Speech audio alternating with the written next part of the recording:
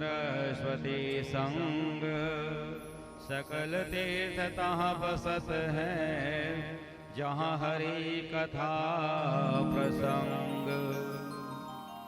नर नारायण गिरायरो व्यास मुनि प्रणाम।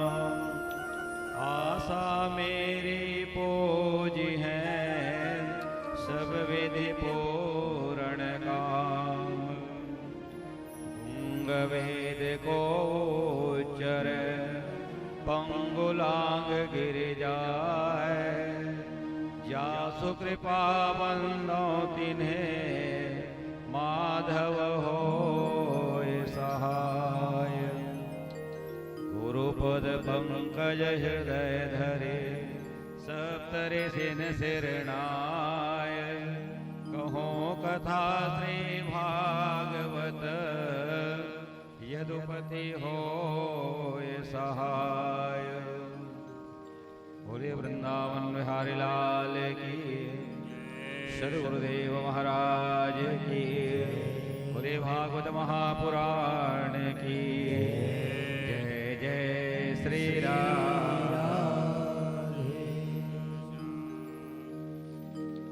भगवत कथा प्रेमी सज्जनों, माताओं, भाइयों बहनों, आइए आपके इस पावन धरा ग्राम रायखेड़ा में लगातार प्रवाहित होने वाली भागवत कथा का प्रारंभ हो चुका है। और आज कथा का प्रथम दिवस आयोजक के रूप में परीक्षित जी के रूप में बैठे हुए श्री मोहन सिंह चौहान जी, श्रीमती शांति देवी चौहान, श्रीमती संध्या चौहान, देवेंद्र चौहान, इनके द्वारा आयोजित किया गया है प्रथम दिवस भागवत कथा की। आइए आप और हम सब रसपान करें। सर्वप्रथम व्यासपीठ पर प्रतिष्ठित सभी देवताओं के श्री चरणों में कोटि कोटि वंदन करते हुए, प्रणाम करते हुए, ग्राम के सभी देवी देवताओं के श्री चरणों को नमन करते हुए, और आप सभी भक्तों के हृदय में विराजित परम पिता परमात्मा को हमारा बारंबार प्रणाम। सभी विद्वत जनों को नमन करते हुए आज की कथा की ओर हम अग्रसर होंगे। आइए सज्जनों, आज की कथा परीक्षित जी के जन्म की कथा के साथ प्रारंभ हो जाएगी, और परीक्षित जी का मिलन श्री सुखदेव जी महाराज के साथ भी होना है। जहां से कथा प्रारंभ हो जाती है, तो आइए कथा प्रारंभ के पूर्व आप और हम सब मिलकर के छोटा सा संकीर्तन करें भाव से, सभी भक्त ताली बजाते हुए।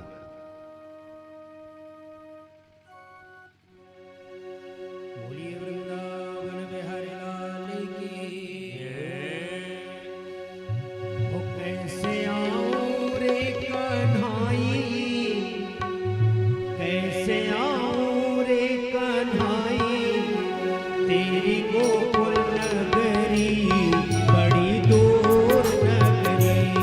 कैसे आऊं रे कन्हाई, कैसे आऊं रे कन्हाई, तेरी गोकुल नगरी बड़ी दूर नगरी।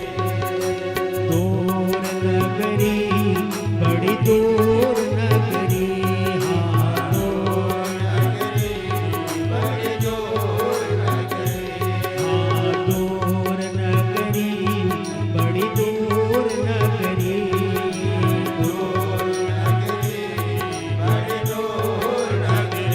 कैसे आऊं रे कन्हाई, कैसे आऊं रे कन्हाई, कैसे आऊं रे कन्हाई, कैसे आऊं रे कन्हाई,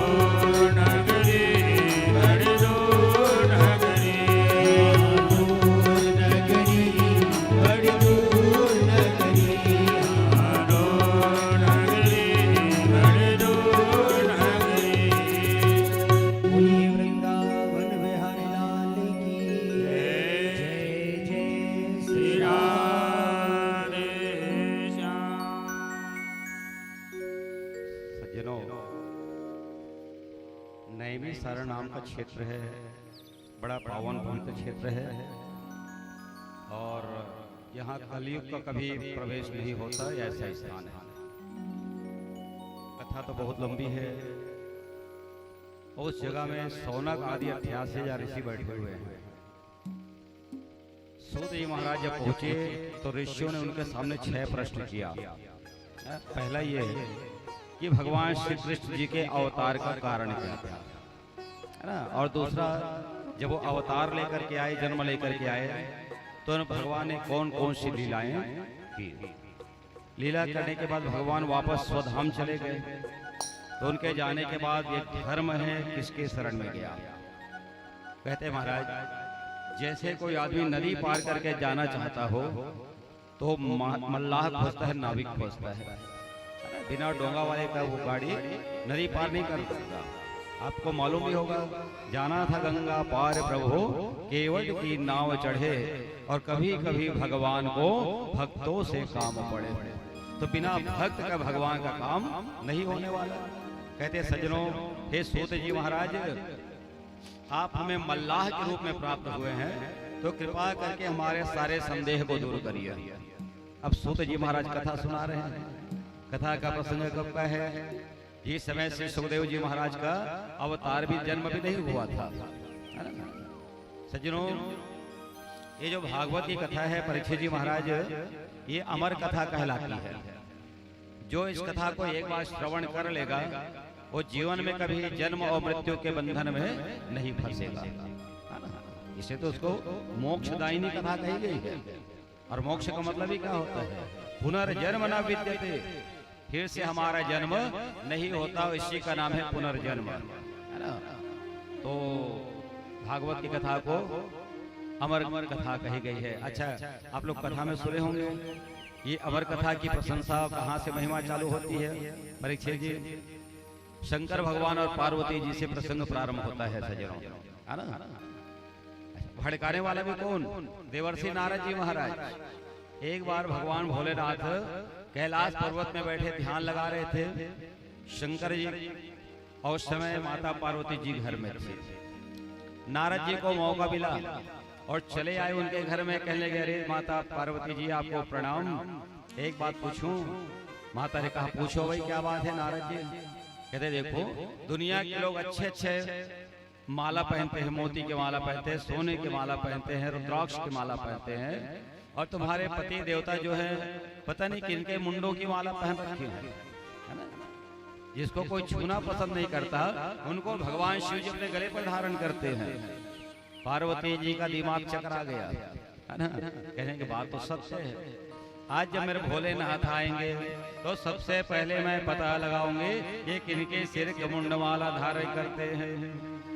नारद जी नारायण नारायण कहते हुए चले गए। भगवान शंकर जी जब शाम को आए सज्जनों, मैया पार्वती जी दरवाजे पर खड़ी हुई हैं। बोले शिव शंकर भगवान की। आगवानी कर रही है भोलेनाथ के। जैसे भोलेनाथ प्रवेश किए, माता जी का पहला प्रश्न, कहते भोलेनाथ, आप सच सच बताइए, आप अपने गले में मुंड माला क्यों धारण करते हैं? ये सिर किसके हैं बताइए आप। शंकर भगवान जी कहते हैं, भाई दूसरा प्रश्न पूछो, है ना, छोड़ो इसको। अच्छा, नारी का स्वभाव, जिन काम मत करके वही ज्यादा करते हैं, है ना। तो जो अगर काम करवाना है तो बिल्कुल बोल देने काम मत कर। समझ गए परीक्षित महाराज? ये है समझने की बात है, भाव समझिए आप। भगवान कहते रहे, नहीं भाई और दूसरा पूछो। पार्वती जी कहते, नहीं मैं इसी को ही जानना चाहती हूँ।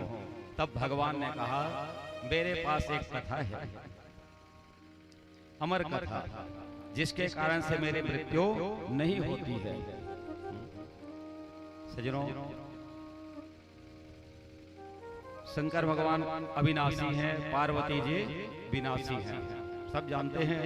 बात बात में मैया अपने प्राण को त्याग देती है। सती बन करके आई थी, दक्ष राजा के यज्ञशाला में अपने प्राणों का न्यौछावर कर देती है। जितने बार मरी पार्वती जी, उतने बार उनके सिर को काट करके भगवान भोलेनाथ आज माला गूंथ करके और अपने गले पर धारण किए हुए हैं। पार्वती जी पूछने लगी, कहते भोलेनाथ ये जितने सिर हैं सब मेरे सिर हैं? कहते हाँ देवी तुम्हारे सिर हैं। इतना कोई प्यार करता अपनी पत्नी से? कैसे परीक्षित महाराज कोई हल्का माया करते हैं दुनिया में रायखेड़ा में कि कौन हमारे जो खड़हाड़ा सकेल के रख दे रहा हो घर में, मैं कथो पैसा खर्चा करके वो गंगा जी जाता हूँ। लेकिन मेरे भोलेनाथ आज मुंड माला धारी बन करके बैठ गए, माला निकाल के दिए मैया पार्वती जी को।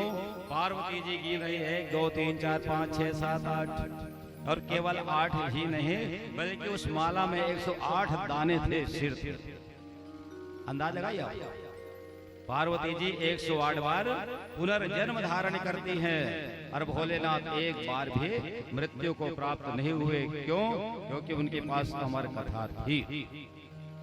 इसलिए आज भी सज्जनों माताओं, अगर कोई आदमी माला जाप करता है उसमें 108 दाने ही होते हैं, है ना? इसका प्रमाण है। अच्छा, एक बात और ध्यान रखना, 108 दाना का माला यदि आप जाप करेंगे तो सीधे स्वर्ग लोक की प्राप्ति होगी, और 108 को डायल करेंगे तो कहाँ जाएंगे? सीधा हॉस्पिटल पहुंच जाएंगे, है ना? डायल मत करना, जाप करना। अब मैया पार्वती कहने लगी, भोलेनाथ तो एक काम आप हमें करवाइए ना, हमें भी ऐसी कथा सुना दीजिए जिससे हमारी मृत्यु नहीं होनी चाहिए। भगवान शंकर जी एक निर्जन वन में गए हैं, कथा शुरू कर रहे हैं। श्रोता कौन? माता पार्वती जी, है ना? ध्यान रखिएगा।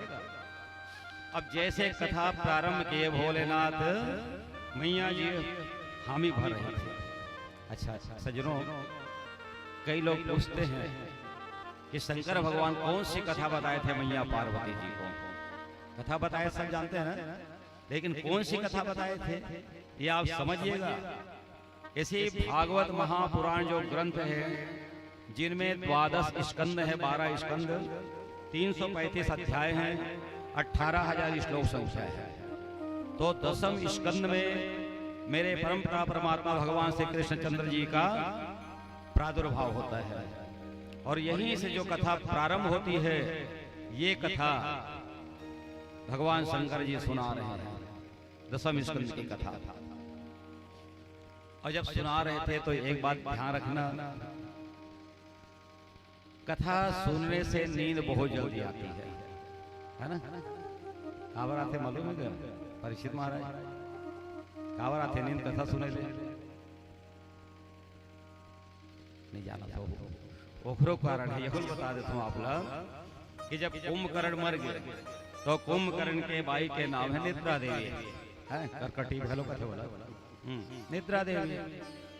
अब जब भगवान राम जी यज्ञशाला में बैठे रहते, कथा स्थल में बैठे रहते थे, तो पहरेदार सबको बुला के रखते थे, चौकीदार। निद्रा देवी जब आती थी तो उसको धक्का मार के भगा देते थे, है ना? किसी को आने नहीं देते थे। आखिरी में एक दिन मौका मिला और निद्रा देवी चली गई भगवान राम जी के पास।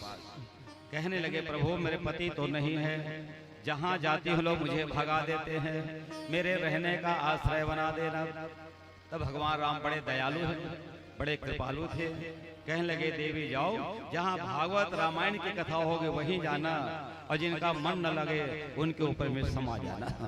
बोलो वृंदावन बिहारी लाल की। कथा में तो आप जरूर आए हैं। अगर आपका मन नहीं लगेगा तो निद्रा देवी आपके पास चली आती है। या देवी सर्वभूतेषु निद्रा रूपेण संस्थिता, नमस्तस्यै नमस्तस्यै नमस्तस्यै नमो नमः। निद्रा भी देवी है, ध्यान रखना। हमारा निवेदन है आप लोगों से, यदि घर में नींद ना आए यहीं आ जाए करो, कम से कम 2-3 घंटे टाइम मिल जाए सोते के आना। क्या हाल है? माता पार्वती जी भी कथा सुन रही है, और सुनते सुनते उनको नींद आ गई, ऐसे कहते हैं ना। और जब नींद आ गई तो एक तोता नीचे पड़ा हुआ था, बैठा हुआ था, और तोता हामी भरने लग गया। तोता को रट्टू तोता कहते हैं। जो आप घर में सिखाएंगे वही सीखता है, ध्यान रखिएगा। अपनी बुद्धि का प्रयोग नहीं करता तोता, है ना? कैसे कई जन सिखा सीताराम सीताराम, तोता सीताराम बोलता है, ध्यान रखिए। लेकिन जिस समय को हम बिलाई और झपट्टा मार दिए तो सीताराम बोलेगा, है ना? तब तो खाली टेर टेर कर ही वो सीताराम लोग भुला जाते।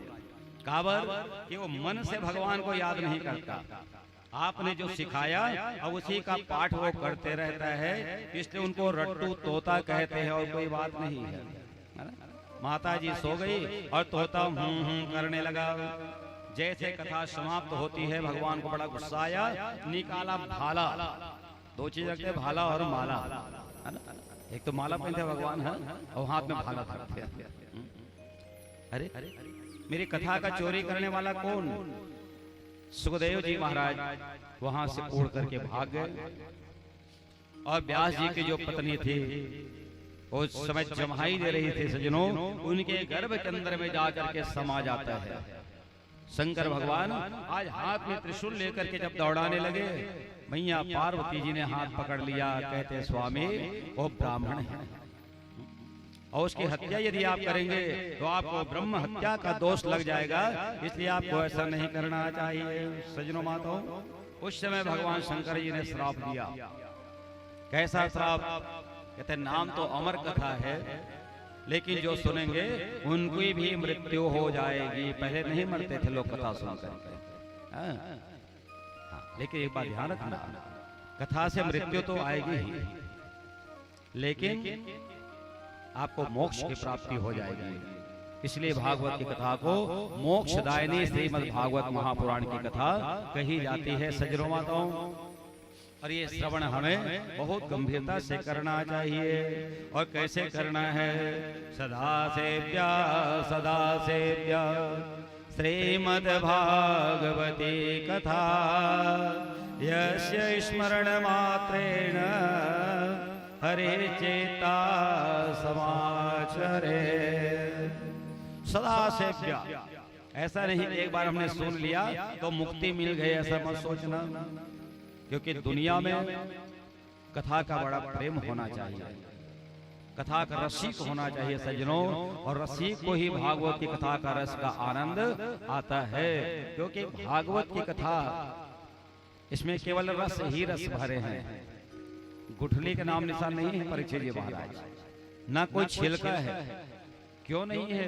क्योंकि ये निगम कल्पतरु, ये देवलोक से उतर करके आने वाली कथा है, कोई लोकल आदमी के बनाए कथा नहीं है। ध्यान से समझना, भगवान ब्रह्मा जी ने नारद जी को सिखाया।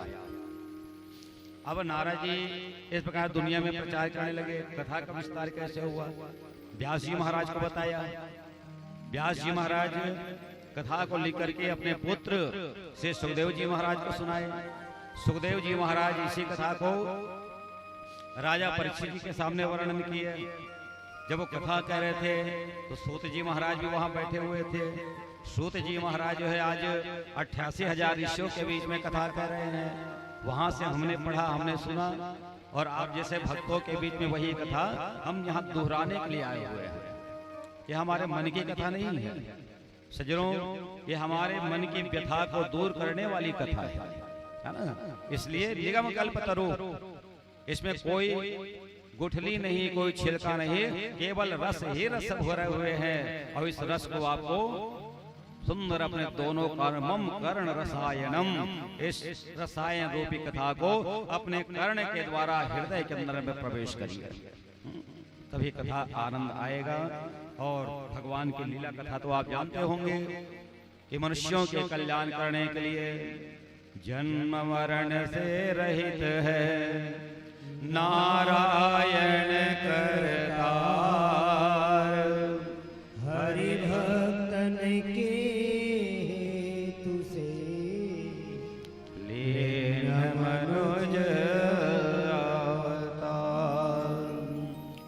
जन्म मरण से दूर रहने वाले परमात्मा हमारे लिए, मनुष्यों के लिए लीन मनुज अवतार, कभी राम बनकर के आते हैं, कभी कृष्ण बनकर के आते हैं, कभी नरसिंह नाथ का रूप भगवान धारण करते हैं सज्जनों, कभी कछुआ बनकर के आते हैं, कभी मछली बनकर के आते हैं, कभी भगवान सुअर भी बन जाते हैं, कभी घोड़ा भी बन जाते हैं। किसके लिए? वो सब हमारे लिए करते हैं, उनको अपने लिए कुछ करने की आवश्यकता नहीं। तो ऐसे ही भगवान के 24 अवतारों की कथा गाई जाती है, जिसमें सबसे पहले भगवान जो है सनक, सनंदन, सनातन और सनत कुमार, ये 4 रूप में अवतार लेकर के आए। नैष्ठिक ब्रह्मचर्य का पालन करना इन्होंने सिखाया है ना, कि आदमी को ब्रह्मचर्य का पालन जरूर करना चाहिए, तभी उनकी आयु स्वस्थ और सुंदर हो सकती है। बहुत सांख्य शास्त्र के उपदेश जो है इन्होंने दिया। दूसरे रूप में भगवान वाराह का रूप धारण किया था। वाराह मतलब क्या होता है जानते हैं ना, जानते हो परीक्षित महाराज जी? बरहा, बरहा काला का थे सुअर है ना, भगवान सुअर बने थे। और क्यों उनको सुअर बनना पड़ा मैं बताऊंगा आगे आपको। और वाराह का मतलब पहले समझिए आप। वार मतलब होता है दिन, और आह मतलब श्रेष्ठ है ना। वो दिन श्रेष्ठ है जिस दिन हमारे जीवन में भगवान की कथा सुनने का अवसर प्राप्त हो जाता है, जैसे आज का दिन बड़ा श्रेष्ठ है। और एक वार मतलब घात होता है ना। जैसे आज रविवार है ना, दिन बोलते हैं ना, वार को दिन बोलते हैं, और वार को घात भी होता है। तो आज रविवार है, अगर आप बच गए रवि के वार से तो कल सोम वार करने के लिए तैयार खड़ा है ना। और सोम से बच गए तो मंगलवार करने के लिए बैठा है, मंगल से बच गए तो बुध बैठा है। इस प्रकार 7 दिन जो है आपको वार करने के लिए बैठा है। कहाँ बच के जाएंगे परीक्षित जी महाराज है ना। एक साल सही घटना बता दो आप लोग, स्काई लैब गिरा था, इसे बहुत पहले की बात है ना, जिन बहुत सियाने थे जाना तो ये स्काई लैब गिरा था इसे, तो हमारे पड़ोसी में जहां साहू जी दी ये ध्यान मरो की अपन मुड़ी लाल मार भी थे खुश है। अब बता स्काई लैब गिरते तो बांझ जाते। ये बड़ा विडंबना है कि आदमी जो है मृत्यु से बड़ा भयभीत हो जाता है, डर जाता है। मैं तो कहता मृत्यु को अमर बना लीजिए, मरने से बिल्कुल डरना नहीं चाहिए सज्जनों आताओं। क्योंकि राम जी आए उनको जाना पड़ा, धर्मराज युधिष्ठिर जी आए उनको जाना पड़ा, तो हम तो साधारण मनुष्य हैं। इस माया रूपी संसार में बस पिकनिक मनाने के लिए आए हैं, समझ लीजिएगा है ना, और हमारी कोई बात नहीं। तो इनमें थोड़ा अवसर निकाल करके भगवान के नामों का संकीर्तन हमें करते ही रहना चाहिए। बोलिए बारह अवतारी भगवान की। हो मेरा छोटा सा संसार,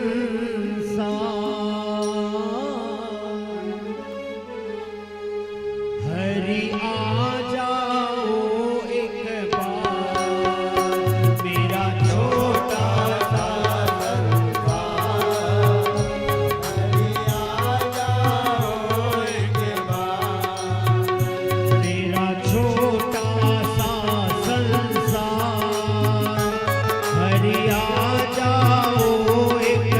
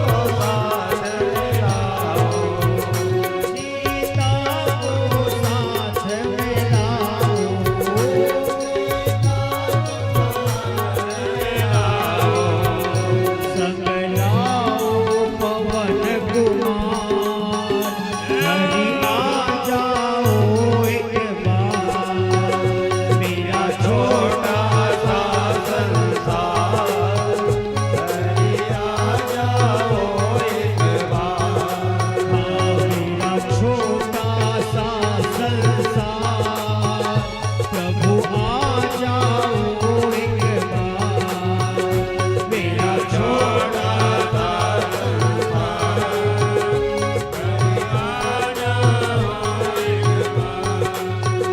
प्रभु कृष्ण रूप में आओ प्रभु कृष्ण रूप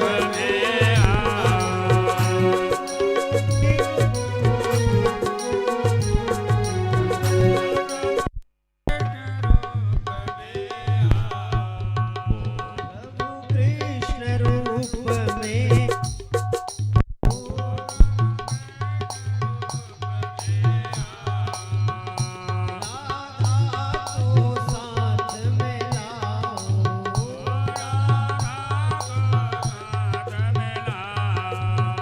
राधा को साथ में लाओ राधा को साथ में लाओ ग्वालन के संग बलराम हरि आ जाओ एक बार मेरा छोटा सा संसार हरि आ जाओ एक बार प्रभु आ जाओ प्रभु आ जाओ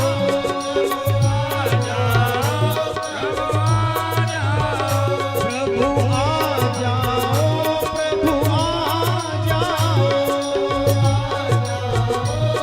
ताली बढ़ाकर सेवा करिए मेरा छोटा सा संसार प्रभु आ जाओ एक बार मेरा छोटा सा संसार हरि आ जाओ एक बार प्रभु शिव रूप में आओ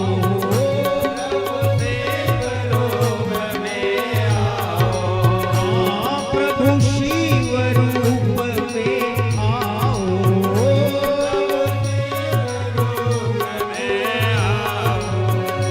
गौरी को साथ में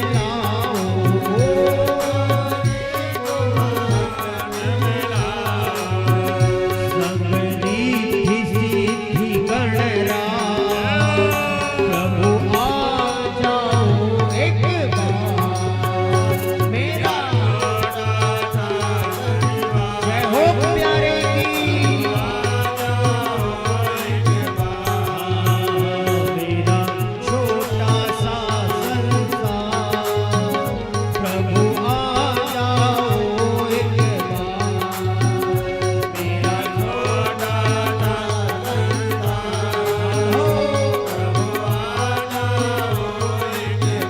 प्रभु आ जाओ हरि आ जाओ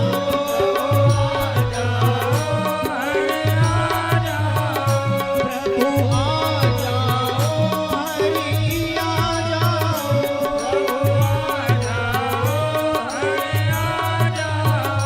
मेरा छोटा सा संसार प्रभु आ जाओ एक बार मेरा जय माधव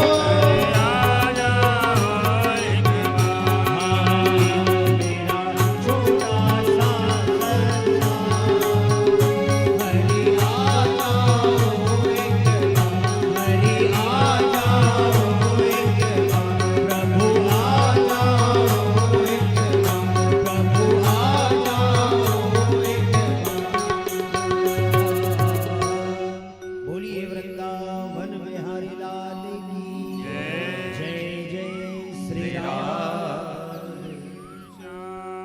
सज्जनों, दूसरा अवतार भगवान का वाराह के रूप में हुआ। तीसरे रूप में भगवान नारद जी बन करके आए। नारद ज्ञानम ददाति इति नारद। तो ये नारद जी ऐसे हैं जो सर्वत्र ज्ञान का बंटवारा करते हैं।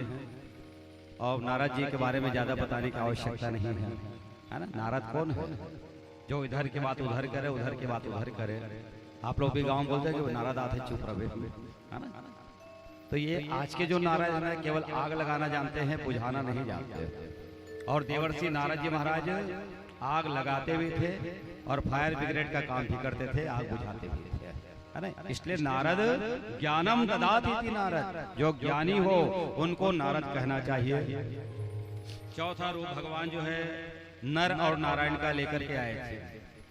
और सज्जनों, एक बहुत सुंदर प्रसंग आप लोगों ने सुनी होगी। नर नारायण बनकर के आए, मनुष्यों के आयु कम हो रहे थे, तो उनको बढ़ाने के लिए वो कभी नैमिषारण्य में गए, कभी बद्रिकाश्रम में गए और जाकर के कठिन तपस्या करना प्रारंभ कर दिया। जब नर और नारायण तपस्या कर रहे थे तो इंद्र देवता व्याकुल हो गए, है ना। इंद्र डरपोक के देवताओं पे कांपने लगे। कामदेव को बुलवाया और कहते कामदेव जाओ, जा करके दोनों नर नारायण की तपस्या को भंग कर देना, इनकी तपस्या पूरी ना होने पाए। कामदेव जी महाराज आए, कुछ अप्सराओं को साथ में लेकर के आए, है ना। सुंदर सुंदर जो कन्या थी, जिनके पैरों में घुंघरू बंधे हुए थे, पायल, और जा करके नर नारायण के सामने वो नृत्य करने लगे, गाने लगे। बेमौसम वृक्षों में फल लगने लगे, आम में मोर आने लगे, है ना। ये कामदेव जी का प्रभाव था। किसके सामने? अरे कामदेव जी महाराज मायापति के सामने माया का प्रदर्शन करने आ रहे हैं। उस समय भगवान नर नारायण ने क्या किया? अपने जंघों को ठोका और जांग के ठोकने से एक बहुत सुंदर स्त्री सामने प्रकट हो गई। सजनों, उसका नाम है उर्वशी, जो अप्सरा कहलाती है। उरु माने जंघा, वशी माने उत्पन्न होना। भगवान के जंघा से उत्पन्न हुई उर्वशी, और केवल उर्वशी ही नहीं बल्कि वैसे वैसे सुंदर कई कन्याएं प्रकट होकर के आ गई। कामदेव जी महाराज का घमंड टूट गया। अरे, जिन कन्याओं को ला करके मैं इनको रिझाना चाहता था, ये तो वैसे देवता हैं जो अपने शरीर से कन्या प्रकट कर सकते हैं, है ना। सजनों, उर्वशी ऐसी स्त्री थी, ऐसी अप्सरा थी, जिनके रोम रोम से, एक एक अंग से अगर तगर के सुगंध जो है चारों दिशाओं को महकाने का काम करते थे। इस प्रकार भगवान नर नारायण बन करके आए, कठिन तपस्या करना प्रारंभ कर दी। हमारा निवेदन है आप लोगों से, निवेदन ये कि जागृत अवस्था में सोते हुए तो आप 12 घंटे आराम कर लेते हैं, कोई दिक्कत नहीं है। लेकिन जागृत अवस्था में जागते हुए कम से कम 3 घंटे आपको मौन रहना चाहिए। समझ गए परीक्षित जी महाराज? लगातार 3 घंटा नहीं रह सकते तो कम से कम 1-1 घंटे का इंस्टॉलमेंट बना लीजिए, किस्त बांध दीजिए। 1 घंटा हमको मौन रहना है। और दूसरी बात, प्राणायाम भी आपको करना चाहिए। रामदेव बाबा करवाते नहीं करवाए? योग क्षेमम वहां में हम योग करने से बहुत सारी बीमारियां नष्ट हो जाती हैं, इसलिए योग करना भी जीवन में बहुत आवश्यक है, ध्यान रखना। हमन कब करते जब बीमारी बढ़ जाते, तब ना काला सबके बढ़ जाता, ऐसे को बीमारी भागेगा। शरीर में बीमारी लगने से पहले शास्त्र की मर्यादा है, न कूप खननम युक्तम प्रदीप्तावनिन्ना गृहे। घर में आग लगने के बाद कौन मूर्ख है जो कुआं खुद बने जाएगा? शरीर है, शरीर को क्या कहा गया है? शरीरम व्याधि मंदिरम। ये शरीर हमारा बीमारी का घर है, कोई ना कोई रोग आपको लगा ही रहेगा। इससे क्या चिंता करना सज्जनों।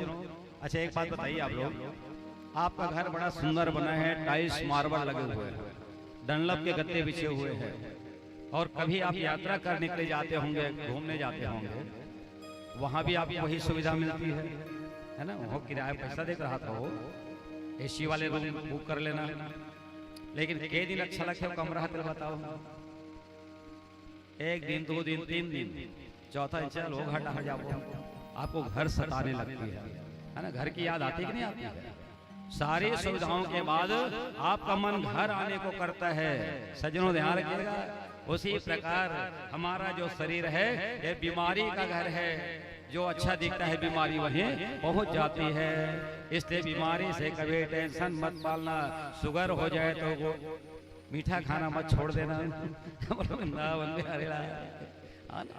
अरे उपाय ऐसे करो कि शुगर ही मत हो, उपाय ऐसा करिए कि आपको बीपी की बीमारी मत हो। ध्यान रखना, अभी भी अगर आप समझ रहे मेरी बात, जिनको बीपी है गारंटी के साथ मैं कहता हूँ आपको दवा खाने की भी आवश्यकता नहीं होगी।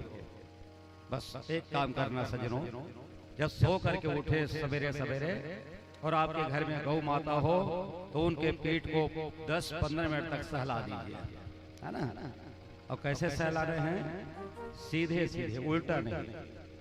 करके देखिए, हफ्ता 15 दिन में आपका बीपी अगर कंट्रोल ना हो तो कहना ये हमारी गौ माता की शक्ति है ना।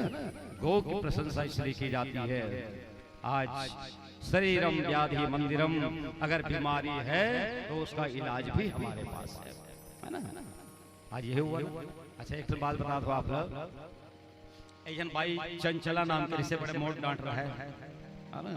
ओला हो गए दमा के तो श्वास की बीमारी, पति देवता बहुत इलाज करवाए यहाँ वहाँ जहाँ तहाँ जहाँ भी हो, सब पैसा का सिरा के बेचारा के इलाज में आखिर में हताश हो गए।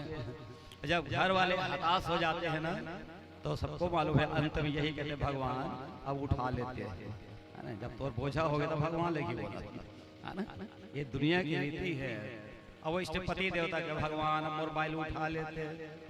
संत जी उनके घर में आ गए और जब संत जी आए हाल चाल पूछा, क्या बताओ महाराज भाई बीमार है। कहते एक काम करना, ये हरिद्वार ले जाइए पतंजलि योग पीठ में, बाबा जी उपाय बताएंगे। कहते गरीब आदमी महाराज पैसा कुछ भी नहीं है। कहते एक काम कर बाबा तो घर पे बुला ले। अब बताओ रामदेव बाबा यही जन के इलाज करवर यहाँ ही गए, अब आही भी तक का खर्चा लागे तो बताओ ये भी संभव नहीं है। तब कहा करे जाए। कहते टीवी खरीद के लिया पोर्टेबल साइज, सुबह 5 बजे बाबा जी आपके टीवी में प्रकट हो जाते हैं, देख लेना है ना।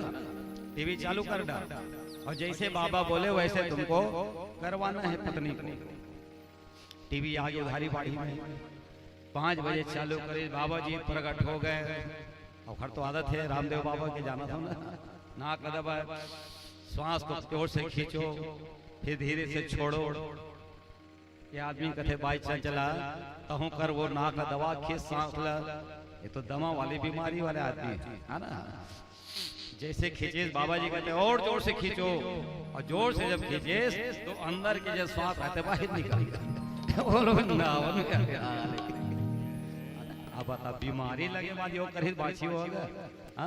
जोर से खींचो, खेत फट ले, लाइट बंद हो और लाइट बंद हो तो कैसे करे, छोड़ना है एकदम खींचे रहना है। अब कुछ देर बाद लाइन आए, बाबा जी कहते श्वास को धीरे छोड़िए, तब तो पहले छोड़ रहा है श्वास। वो आदमी महिला चंचला मर गई। आदमी बड़ा खुश हो गए सज्जनों, और रामदेव बाबा जाके प्रणाम करके कहते महाराज जैन काम में 11 साल नहीं कर सके हो, 11 मिनट में निपटा दे तो वहां पर हो महाराज। समझिए ना, कूप खरणम युक्तम, घर में आग लग जाने के बाद कुआं खोदना उचित नहीं है। घर क्या है? शरीर घर है कि नहीं? गौशाला कहते हैं इसको। इस घर में आग लगने से पहले हमें अपने मुक्ति का मार्ग जरूर बना लेना चाहिए। कृष्ण गोविंद गोपाल गाते चलो। थोड़ा आराम कर लो, कहा था।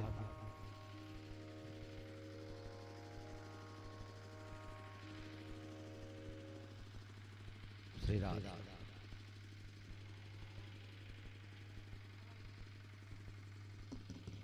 हरिओम हरिओम श्री राधा हरिओम हरिओम हरिओम हरिओम हरिओम हरिओम बांके बिहारी जय हो तुम्हारी, तुम्हारे हरिओम।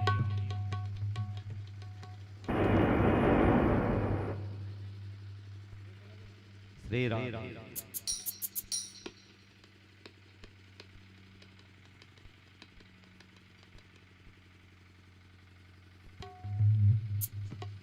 श्री राधे।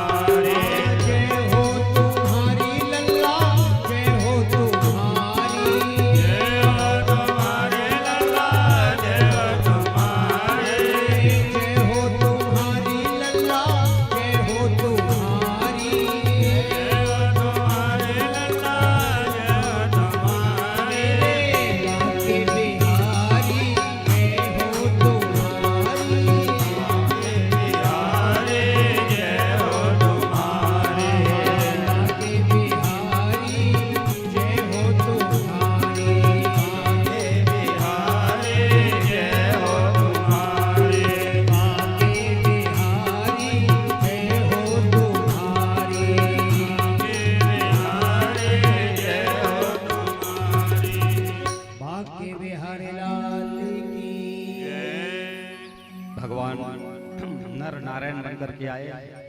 उसके बाद भगवान का कपिल जी के रूप में अवतार हुआ है, जो अपनी माता देवहूति जी को सांख्य शास्त्र तत्व के बारे में उपदेश किया और माता जी का कल्याण किया। छठवें अवतार में भगवान दत्तात्रेय जी बनकर के आए, है ना। इनके 3 स्वरूप बताए गए हैं। माता अनुसुईया के गर्भ में 3 पुत्रों के रूप में जन्म हुआ था ब्रह्मा विष्णु महेश के द्वारा। तो दत्तात्रेय जी बनकर के आए। यही भगवान जो है यज्ञ नारायण बनकर के आए थे। ये भगवान ऋषभ देव जी बनकर के आए। उस समय इंद्र देवता जल के वर्षा करना बंद कर दिए थे, तो अपने कृत्रिम रूप से भगवान ने जल की वर्षा की और अपने भक्तों के कष्ट का निवारण भगवान ऋषभ देव ने किया। सज्जनों, 9वीं बार भगवान पृथु बनकर के आए। उस समय ये पृथ्वी उबड़ खाबड़ थी, कहीं गड्ढे थे, कहीं पर्वत थे, तो रहने का कोई जगह नहीं था। तो भगवान ने अपने बाणों से इनको समतल किया। जैसे आप लोग आजकल बुलडोजर का प्रयोग करते हैं, है ना, जेसीबी का प्रयोग करते हैं। पहले जमाने में तो कुछ व्यवस्था नहीं थी, तो भगवान ने अपने बाण के नोक से समतल किया था। इसलिए इस धरती को पृथ्वी के नाम से जाना जाता है ना। पृथु महाराज ने ऐसा व्यवस्था बनाया था, इसलिए पृथ्वी कहा जाता है। पृथु बनकर के आए। इसके भगवान मत्स्य का अवतार लेकर के आए थे। 7वें मनवंतर की कथा में आती है वर्णन आता है। मछली बनकर के आए और सत्यव्रत नाम के जो राजा थे, उनको धर्म का ज्ञान का उपदेश उन्होंने दिया था। इसके बाद भगवान कूर्म बनकर के आए। कूर्म माने होता है कछुआ। कब? जब देवता और दानव मिलकर के समुद्र का मंथन करना चाह रहे थे। मंदराचल पर्वत को लाया गया था, बड़ा भारी पर्वत। तो भगवान कछुआ बनकर के अपने पीठ से उनको धारण किया। उसी समय भगवान धनवंतरी बनकर के प्रकट होकर के आए। बोलिए धनवंतरी भगवान की। और जब देवता दानव अमृत को पाने के लिए लड़ने झगड़ने लगे, तो भगवान को मोहिनी का रूप लेकर के आना पड़ा। जो मोह में ना पड़े और सबको मोह में डाल दे, उसका नाम है मोहिनी। भगवान मोहिनी बनकर के सज्जनों देवताओं को आज अमृत का पान कराते हैं। 14वीं बार में भगवान नरसिंह नाथ जी बनकर के आए थे, है ना। सारी कथाएं विस्तृत रूप से मैं बताऊंगा, लेकिन आज पहले दिवस की कथा है जो संक्षिप्त वर्णन आता है, वही निवेदन कराऊं। नरसिंह बनकर के आए। हिरण्यकश्यपु नाम का जो दानव था, उसको मारने के लिए परित्राणाम साधुयाम विनाशाय च दुष्कृताम। अच्छा, कई लोगों को मैंने सुना है डायलॉग मारते हैं भाई, है ना। कौन सा डायलॉग? अरे जल्दी पाप बढ़ी तो भगवान आ ही नहीं, है ना, इसलिए पाप करो, पापी लोग कहते हैं। लेकिन उनको एक बार गीता पढ़ के देखना चाहिए। परित्राणाम साधुयाम विनाशाय च दुष्कृताम। पहले किसके लिए आते हैं? साधु संत का कल्याण करने के लिए पहले भगवान को आना पड़ता है। उसके बाद जो दुष्कर्म करने वाले प्राणी हैं, उनका भगवान संहार करते हैं। भक्त प्रहलाद अगर उनके घर में अवतार जन्म लेकर के नहीं आते, तो भगवान को नरसिंहनाथ बनना नहीं पड़ता। अब बताओ, आप दुष्टों के लिए आते भगवान कि पुण्यात्माओं के लिए आते? इसलिए हमें सदैव पुण्य कर्म करते रहना चाहिए। अच्छे कर्म जो है करते रहना चाहिए, अगर भगवान को बुलाना है तो। सज्जनों, इसके बाद भगवान वामन जी बन करके आए थे। और वामन का मतलब छोटा। क्यों छोटा बने भगवान? क्योंकि वो राजा बलि के घमंड को तोड़ना चाहते थे। जहां काम आवे सोए वहां करे तलवार। जहां सुई से काम चल जाए तो फिर तलवार निकालने की आवश्यकता नहीं है। राजा बलि को अगर ज्ञान के द्वारा, प्रेम के द्वारा समझाया जा सकता है, तो फिर लड़ाई करने की आवश्यकता नहीं है सज्जनों। इसलिए भगवान वामन जी बन करके आए और जा करके राजा बलि के सामने 3 पग जमीन की याचना कर रहे हैं। तेरे द्वार खड़ा भगवान। भगवान उनके द्वार पर खड़े हुए हैं, तो भगवान को वामन बनना पड़ा।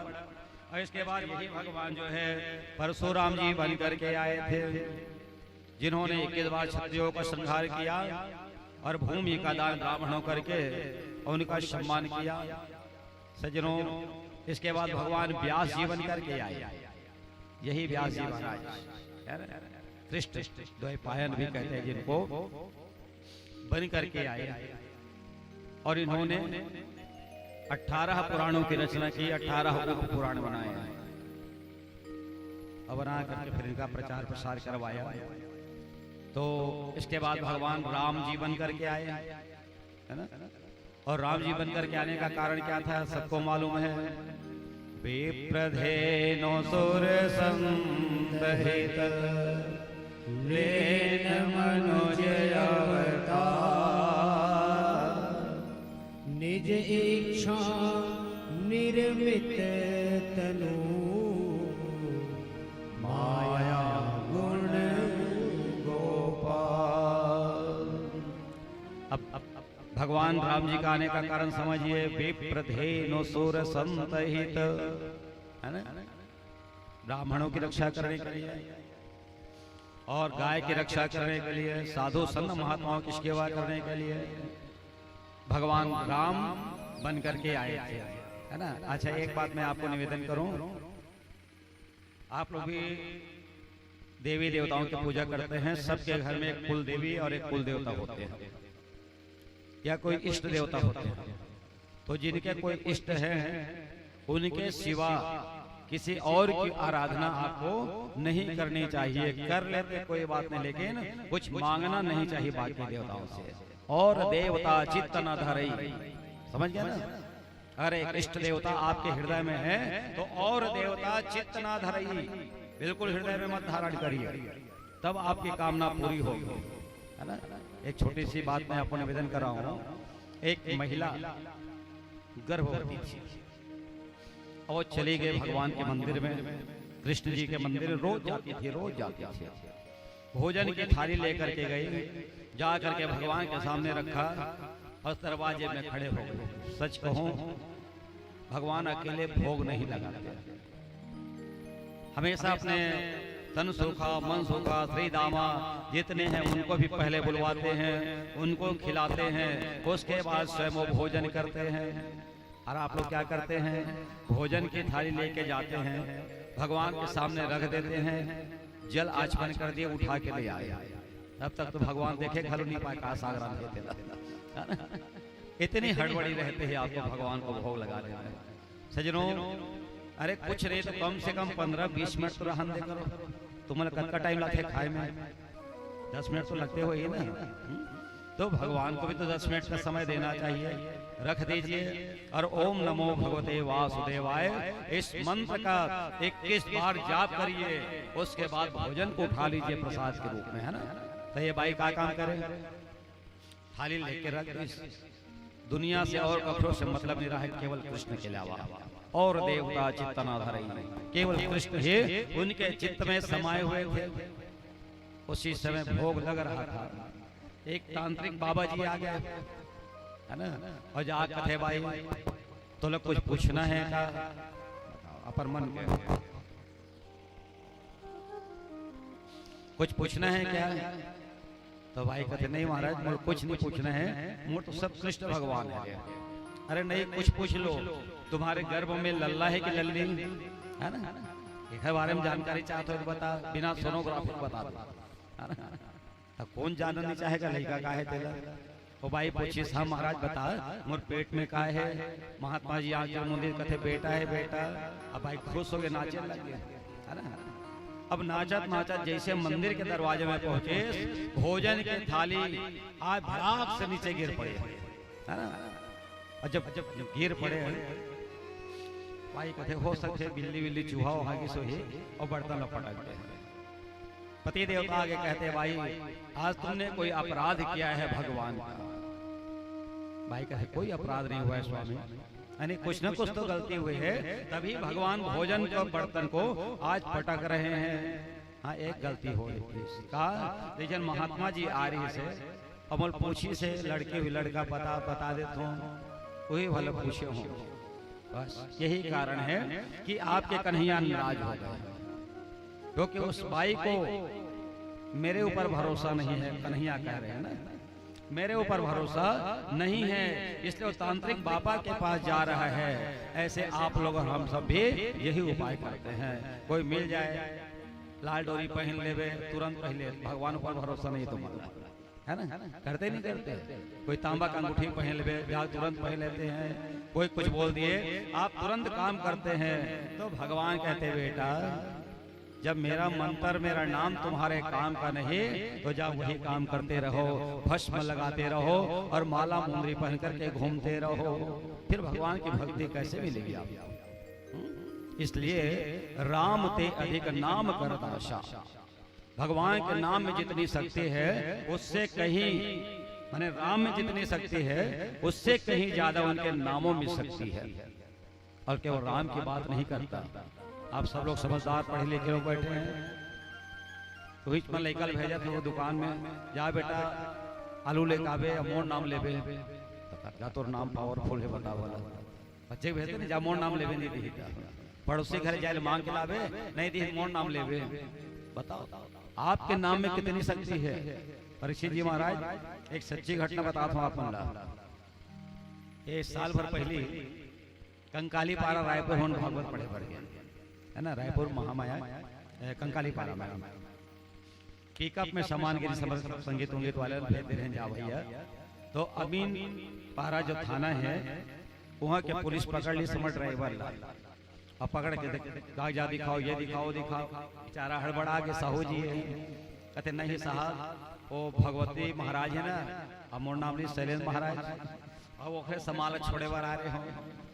बताओ रायपुर के पुलिस से मोल जाने गांव के लगे, लेकिन ड्राइवर का विश्वास बता रहा हूं मैं, कहते नहीं वो भगवती पंडित है ओखरे समाल छोड़े बार आ रहे हो साहब, तब पता नहीं का घर से कृपा हुए पुलिस वाले वो छोड़ दी। समझिए ना, ये है नाम का प्रभाव। न बोला जाने न मैं बोला जानो पुलिस वाले लग, लेकिन मोर नाम से वो छोड़ दी, है ना? आप भी गंभीरता से चिंतन करना, राम को आपने नहीं देखा है न राम ने आपको नहीं देखा है, लेकिन सजनों अगर इस भव सागर से पार होना है तो यह चरित जे गावहि हरि पद पावहि तेन परहि भव कोपा। जो इस चरित्र का गुणानुवाद करेंगे तेन न परहि भव कोपा, वो मनुष्य जो है इस भव रूपी संसार में उसको डूबना नहीं पड़ेगा, उनको मुक्ति मिल जाएगी।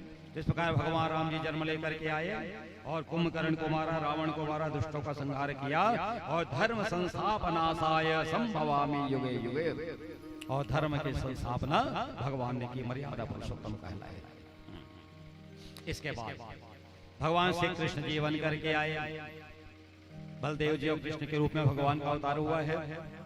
इस समय में भगवान बचपन से ही पूतना को मारा, अघासुर को मारा, बकासुर को मारा, त्रिणासुर को मारा, ब्रह्मासुर को मारा, कंस को मारा, बड़े बड़े लोगों का संहार करके और फिर माता रुक्मिणी जी के साथ में मंगल परिणय किए, उनके घर गृहस्थी हुई, बाल बच्चे हुए और 125 साल तक मेरे कन्हैया इस संसार में राज्य करने के बाद फिर अपना स्वधाम गमन कर जाते हैं। इसी अवतारों के बीच एक और अवतार की कथा आती है, बौद्ध का रूप मेरे परमात्मा ने भगवान ने लिया था। बौद्ध का रूप क्यों लेना पड़ा भगवान को? सज्जनों, रामायण में गोस्वामी तुलसीदास जी महाराज लिखते हैं, ब्रह्म ज्ञान जाना नहीं कर्म दियो छिटकाय, तुलसी ऐसी आत्मा सहज नरक में जाए। जो वर्ण व्यवस्था की गई है, तो अलग अलग वर्णों की अलग अलग व्यवस्थाएं हैं। ब्राह्मण के लिए 6 कर्म बताए गए हैं, पढ़ना, पढ़ाना, दान लेना, दान देना, यज्ञ करना, यज्ञ करवाना, ये कर्म है। अगर ये ब्राह्मण अपने धर्म कर्म को त्याग करके और कोई दूसरा कर्म करे तो बताइए वो अधोगति को प्राप्त करेगा कि नहीं करेगा? मैं नहीं कह रहा हूं, ये तुलसीदास जी महाराज की रचना है, ब्रह्म ज्ञान जाना नहीं कर्म दियो छुटकाए। अच्छा, आदमी जानबूझ के गलती करता है, अनजाने की गलती नहीं है। एक आदमी मुझे मिला, गेरवा गेरवा वस्त्र पहना हुआ था, वो जाति का लोहार था, है ना। प्रणाम महाराज, खुश रहो। का काम चलत है? बस तोहरे धंधा शुरू करे हो कथे बता। और मालूम है ना कि ये का धंधा हमर मन के देन है। का धंधा करता कहते महु शनि की हटोरे जाते। अब बताओ वो कारीगर लोहारे और शनि की हटोरे जाते। अब महाराज में हाथ थोड़ी धर के बैठेगा कैसे परीक्षित महाराज। अच्छा, अगर उसको ज्ञान नहीं होता तो नहीं कहते कि तुम्हारा काम लग करे जाता महाराज की क्या। तो जानबूझ करके जो अपराध है, अनजाने में गलती हो जाए भगवान क्षमा कर देते हैं, लेकिन जो जानबूझ करके अपराध करे, गलती करे, वो अक्षम्य अपराध कहलाता है। और ये गलती भूल कर मनुष्य को कभी नहीं करनी चाहिए। अच्छा, अब एक कहानी कथा बताए, मतलब क्या है समझना। जितने भी असुर थे, राक्षस थे, ये सब विचार करने लगे कि ब्राह्मण लोगों का काम बड़ा सस्ता काम है ना। कैसे आप लोग भी समझ लेना। मूड मुड़ाए 3 गुण। मुंडन होने से 3 फायदे हैं, ध्यान रखना। मूड मुड़ाए 3 गुण, सिर की मिट गई खाज, खाने को लड्डू मिले लोग कहे महाराज। मूड मुड़ा लो, चौवा चलने लगा दो, धोती कुर्ता पहन लो, चल दो कपड़ों घर में, है ना। आज की जमाना है। अच्छा, आप जितने लोग बैठे हैं बताओ, कोनो ऐसने के एरवा के पहन के आते हैं तब पूछता थे कहा जाता है कि कोई पूछा तो बताओ, है ना। नहीं, आ महाराज, और तुरंत महाराज की डिग्री मिल जाती है, दर्जा मिल जाता है, खाने को लड्डू मिले और लोग कहे महाराज, उनका सम्मान बढ़ जाता है। असुर लोग भी आज यज्ञ कर रहे हैं, स्वाहा तो करना है, क्या करना है। कुंड बना लिए, सारे राक्षस घेर करके बैठ गए और मंत्र पढ़ने लगे, जिसने पैता इसने अगड़म बगड़म स्वाहा स्वाहा करने लगे। जितने भी ब्राह्मण थे बड़े चिंतित हो गए, भैया कहते अब हम लोग क्या करें। तो ये सब के सब ब्राह्मण भगवान के शरण में गए। गोविंद मेरो है, गोपाल मेरो है, गोविंद मेरो है, गोपाल मेरो है, गोविंद मेरो है, गोपाल मेरो है, गोविंद मेरो है, गोपाल मेरो है, गोविंद मेरो है, गोपाल मेरो है। श्री काके बिहारी नंदलाल मेरो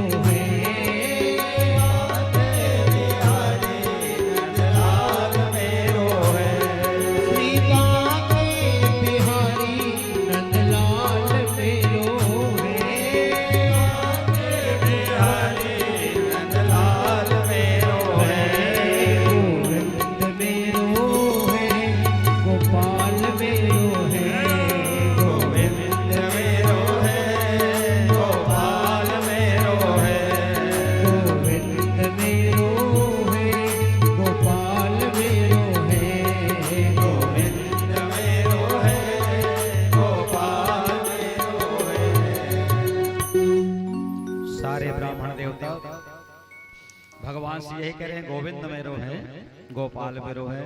भगवान सामने प्रकट हुए, कहते परम ब्रूहि ब्रूयात, कहो ब्राह्मण देवता क्या चाहते हो।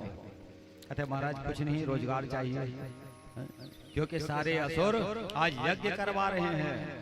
उस समय मेरे परमात्मा भगवान एक बौद्ध का रूप लेकर के आ रहे हैं। कैसा रूप? गंदा गंदा कपड़ा भगवान ने पहन रखा था, हाथ में एक चवर, चवर माने पंखा होता ना वैसे, और लेकर के भगवान धीरे धीरे चलते चलते सजनों उन असुर के सामने चले आए। असुरों ने देखा, बड़े खुश हो गए। आइए महाराज बैठिए। महात्मा जी बैठे हैं, बौद्ध जी कैसे बैठे। अब यहाँ भी आपको एक बात समझनी है ना। कहीं भी आप कथा सुनने के लिए जाते हैं तो दो बात जरूर ध्यान रखिएगा, है ना। कौन कौन सी बातें? सबसे पहले जो कथा कहने वाले आचार्य जी हैं उनको प्रणाम करना चाहिए, है ना, बैठने से पहले। और बैठने के पहले अपने आसन को एक बार झड़ा लेना चाहिए। झड़ाते हैं आप? नहीं झड़ाओ, आके लद लेबड़ देते हो, हो तो चांटी माछी मर जाए तब पुण्य हो ही पाप हो ही तेला बताओ भला। और जब यहाँ से जाएं तो यहाँ के धूल मिट्टी लेकर के जाना, आपका घर भी पवित्र हो जाएगा। लेकिन उल्टा करते जब जाते हैं झड़ा के जाते हैं, बैठते तो झड़ा के नहीं बैठते हैं, यही विडंबना है। बौद्ध जी महाराज बैठ गए। उसके बाद राक्षसों ने पूछा, कहते महाराज आप दिखने में तो सुंदर लग रहे हैं, बड़े ज्ञानी लग रहे हैं, लेकिन आपके कपड़े गंदे मटमैले क्यों हैं बताओ। तब बौद्ध जी ने कहा भैया हम कपड़ा धोते नहीं हैं, आप लोग समझिएगा। क्यों नहीं धोते? कहते अगर हम कपड़ा धोने के लिए जाएंगे तो वहां भी जीव जंतु कीड़े मर जाएंगे, पाप लग जाएगा, इसलिए हम कपड़े नहीं धोते। तो राक्षस कहते हम लोग भी नहीं धोएंगे। कहते भैया वो आप जानो, है ना। राक्षस लोग कपड़ा धोना बंद कर दिया। उसके बाद फिर भगवान से पूछा, अरे महाराज जी आप स्नान करते हो कि नहीं करते, नहाते कि नहीं नहाते हो। बौद्ध जी ने कहा कि नहाए धोए क्या भया, जो मन मैल न जाए, मीन सदा जल में रहे, तो भी वास न जाए। नहा रहे हो आप, लेकिन मन का मैल यदि आपका नहीं धुला तो नहाए धोए क्या भया, कोई मतलब नहीं है। मछली गंगा जी में रहती है और फिर भी उसके शरीर का दुर्गंध दूर नहीं होता है। बौद्ध जी कहते थे हम स्नान भी नहीं करते। राक्षस लोग कहते महाराज आज से हम लोग भी नहीं नहाएंगे, वो लोग भी नहाना बंद कर दिए। फिर पूछा तो आप स्वाहा करते महाराज, पूजा पाठ करते हैं। बौद्ध जी ने कहा महाराज हे असुरगण हम स्वाहा भी नहीं करते। क्यों? क्योंकि अगर आप आहुति डालेंगे आग जलेगी तो कुछ पतंगे आकर के मर जाते हैं। मरते ना मोहन जी, सांझ के बाई में दिया जलाते हो तो कीड़े मना के छपा के मर जाते हैं, है ना। तो बताओ तो दिया जलाने पुण्य मिला थे कि पाप मिला थे? अगर पाप मत हुई तो दिया बिल्कुल मत जलाना, हाथ से छोड़ देना, है ना। और पुण्य है तो फिर जलाते रहना। ये समझने की बात है। ये जो नियम हम बता रहे हैं ये असुरों को दिग्भ्रमित करने के लिए मेरे परमपिता परमात्मा जो भगवान बौद्ध का रूप धारण करे हुए थे वो समझा रहे हैं। मैं यज्ञ नहीं करता। उसी समय सारे असुर यज्ञ कुंड को तहस नहस कर देते हैं और भगवान वहां से चले जाते हैं सजनों, और जा करके ब्राह्मणों की मंगल कामनाओं को आज पूर्ण कर देते हैं। प्रेम से बोलिए भागवत भगवान की जय जय श्री राम। तो ये कथा है श्री सूत जी महाराज जो है आज बता रहे हैं सौनक आदि 88,000 ऋषियों के बीच। सौनक ऋषि कौन है? जिनके 10,000 शिष्य हैं, वेद पुराण के ज्ञाता है वो भी। और सच कहूं तो ये 10,000 शिष्य रोज उनके घर में भोजन प्राप्त करते थे। और ऐसा व्यक्ति आज जमीन में बैठ करके और बड़े प्रेम से भगवान की कथा का और रसपान कर रहे हैं। सूत जी महाराज कथा सुना रहे हैं, ऊपर आसन पर बैठे हुए भगवत की चर्चा हो रही है। आज सौनक ऋषि ने पूछा, कहते हे सूत जी महाराज अब कृपा करके आप हमें बताइए, ये वेद व्यास जी महाराज ने पुराणों की रचना की है, किसकी प्रेरणा से, किसके कहने से इन्होंने ग्रंथ की रचना की है, और इनका प्रचार प्रसार भी कैसे हुआ, ये हम आपसे जानना चाहते हैं। सूत जी बता रहे हैं वेद व्यास जी महाराज सरस्वती नदी के किनारे जो पूर्व वाहिनी सरस्वती बहती है वहां एक स्थान है सैयाप्राश नाम का स्थान, वहां उनका आश्रम बना हुआ है। उस आश्रम में बैठ करके रोज वो ग्रंथ की रचना करते थे, पुराण लिखा करते थे। 17 पुराण लिख चुके हैं, ध्यान दीजिएगा। लेकिन व्यास जी के मन में कोई भी प्रकार की खुशी नहीं हो रही है, बड़े चिंतित थे, उदास बैठे हुए थे। और उसी समय सजनों देवर्षि नारद जी महाराज आकाश मार्ग से उड़ते हुए जा रहे थे। तुरंत नारद जी नीचे उतरे और जा करके व्यास जी के सामने खड़े हो गए। व्यास जी ने नारद जी महाराज को प्रणाम किया। नारद जी पूछ रहे हैं, कहते वेद व्यास जी महाराज, आप इतने दुखी क्यों हैं? आपकी उदासी का कारण क्या है? व्यास जी महाराज कहते, महाराज जी मैंने 17 पुराणों की रचना की है, लेकिन मुझे खुशी नहीं हो रही है। क्यों नहीं हो रही है? तब नारद जी बता रहे हैं कि राम रस जैसे बिना फेंके लागे स्वाद में, राम रस बिना स्वाद गंध हो न आई है। सजनों, जिस प्रकार राम रस समझते ना मोहन जी, राम रस संस्कृत में नमक रख कहे जाते हैं। सब्जी कितना भी सुंदर बना लो आप, अगर नमक ना पड़े तो बताओ सब्जी में टेस्ट आएगा, है ना? कद को ऊंचा सोचा सब्जी ले लो, बिना नमक के स्वाद नहीं आएगा। और उसी प्रकार भक्त मन भाई सुखदाई जामे, कृष्ण कथा गाई सोई साची कविताई है। ऐसी कविता होनी चाहिए, ऐसा ग्रंथ, ऐसी कथा होनी चाहिए जिसमें राम कृष्ण गोविंद का नाम हो। जिस भजन में राम का नाम ना हो, उस भजन को गाना ना चाहिए। सुने ना? जिसमें राम के का नाम ना हो, कृष्ण का नाम ना हो, वो कथा नहीं, व्यथा है, बेकार है। जैसे चरनी अठन्नी चलन बंद हो गए परीक्षित महाराज, अवला लान के भगवान में चढ़ा हो का पुण्य मिल ही तर बताओ, मिल ही का। लेकिन आदमी मन होशियार है भैया, ये नोट फट गए है, टेप चिपके है, 3 लाख पहले चढ़ा तो मतलब भले विश्वास नहीं, मोर घर में पड़कर सक लागी है। अभी जमाना में घलो चरनी अठन्नी चढ़ाते, बता का पुण्य कमा के कहाँ जाए भगवान जाने। दान करो ऐसा जिससे सामने वाले का कल्याण हो।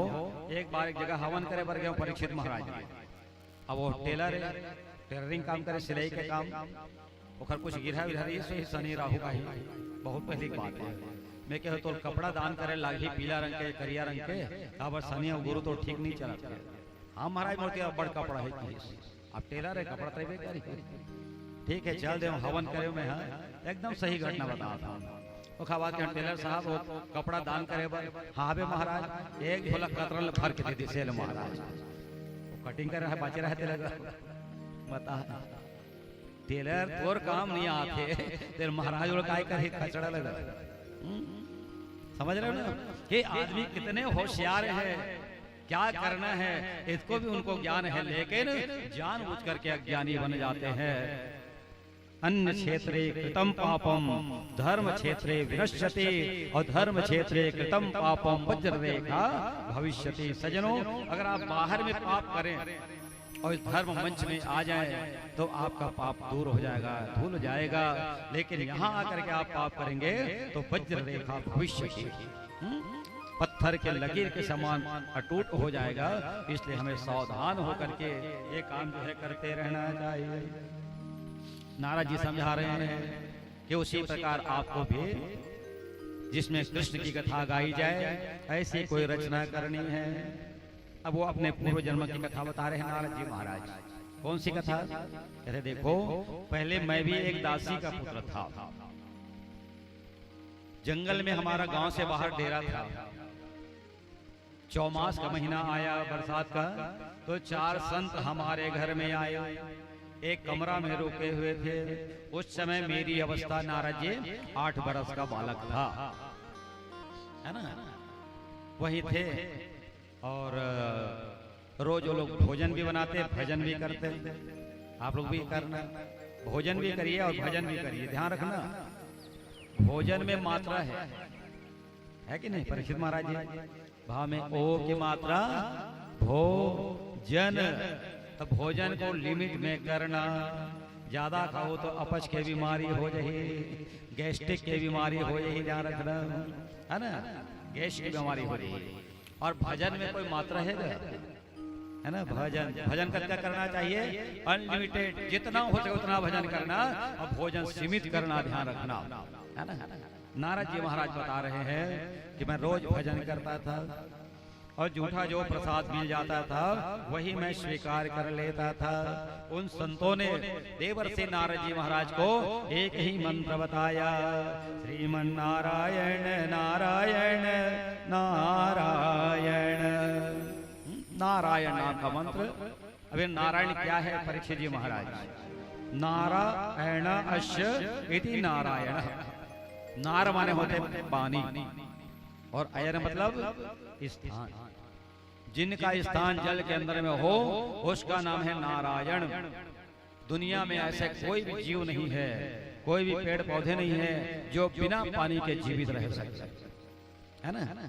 पौधा में लखलो पानी देला थे नहीं लगे परीक्षित महाराज जी। तो सब में जल का वास है और जल में रहने वाला सब नारायण स्वरूप कहलाते हैं, है ना? इसलिए आप तो नारायण है। वृक्ष को भी देवता माना गया, नारायण माना गया है, सबको देवता माना जाता है। सज्जनों, पेड़ अगर आप लगा दिए और उसको बड़ा करना है तो कहाँ पानी डाला जाता है? जड़ी में डालते हो ना।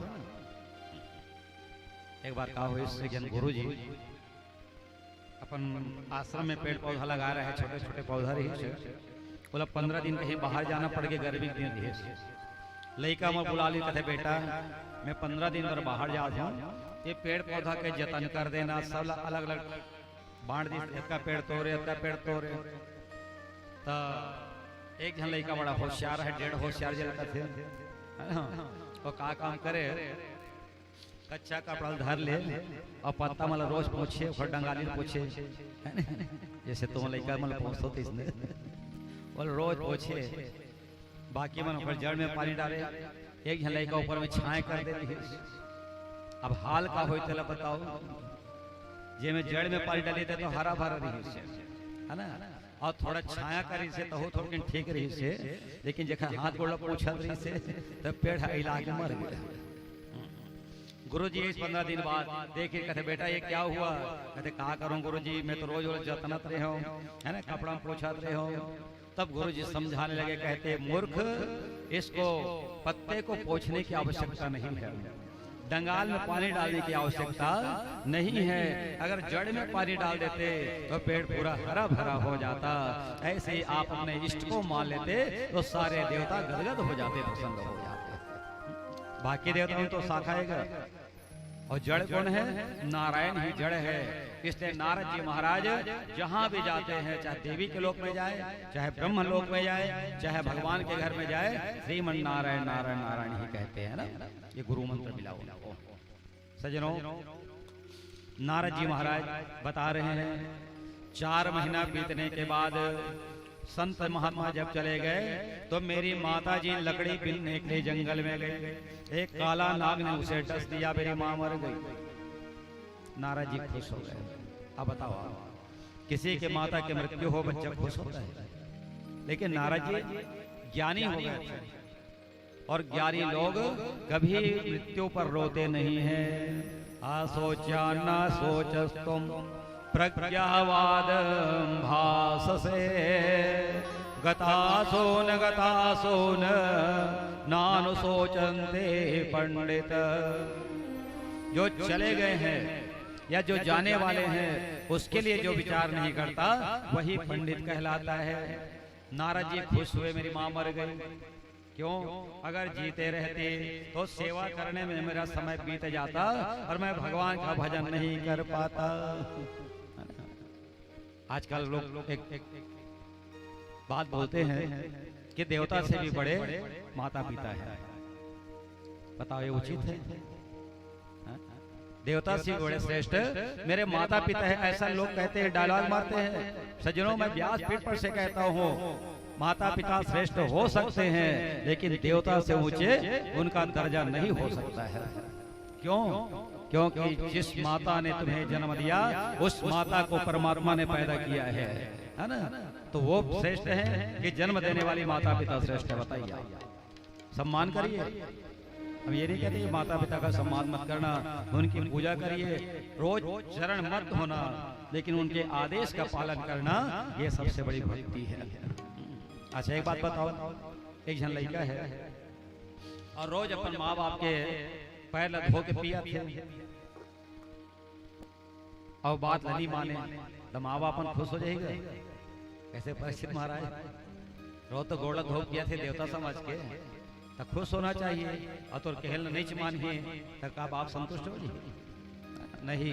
इसलिए पैर धो के पीने की आवश्यकता नहीं है सज्जनों, बल्कि माता पिता के आदेश का पालन करना ये सबसे बड़ा ज्यादा धर्म है, उसको ही हमको स्वीकार कर लेना चाहिए, है ना। नारद जी बताने लगे।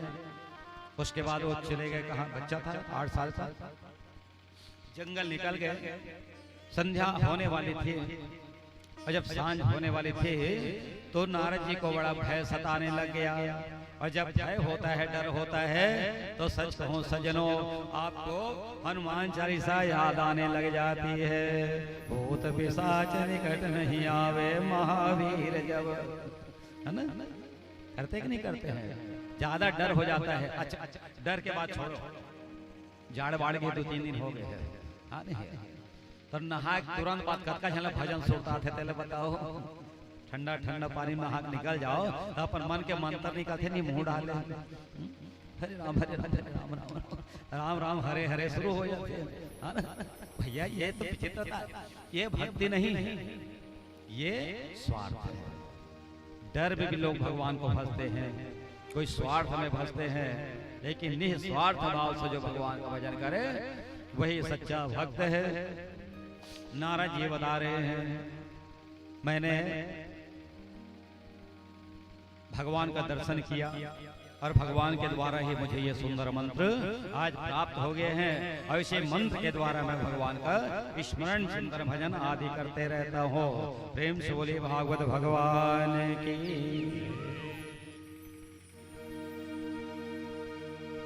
तेरे चरण कमल में श्याम लिपट जाऊं रज बन के। तेरे चरण कमल में श्याम लिपट जाऊं रज बन के। तेरे चरण कमल में श्याम लिपट जाऊं रज बन के।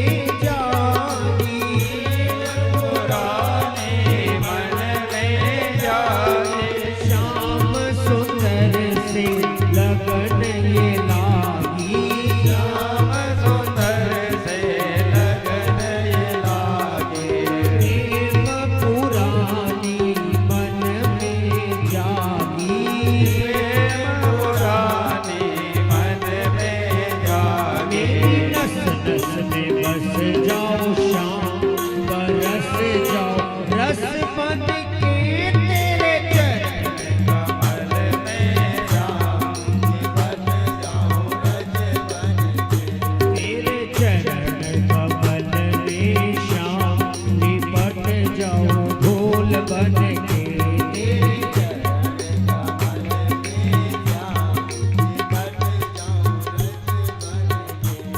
लिपट जाओ धूल बन के लिपट जाओ धूल बन के लिपट जाओ धूल बन के लिपट जाओ धूल बन के लिपट जाओ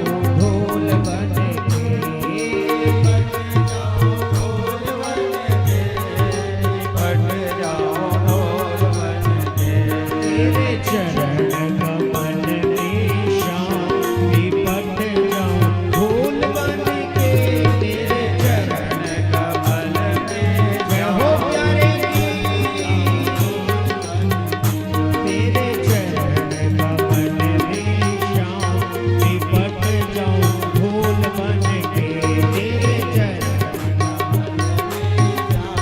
लिपट जाओ धूल बन के तेरे चरण कमल में श्याम लिपट जाओ धूल बन के तेरे चरण कमल में श्याम लिपट जाओ धूल बन के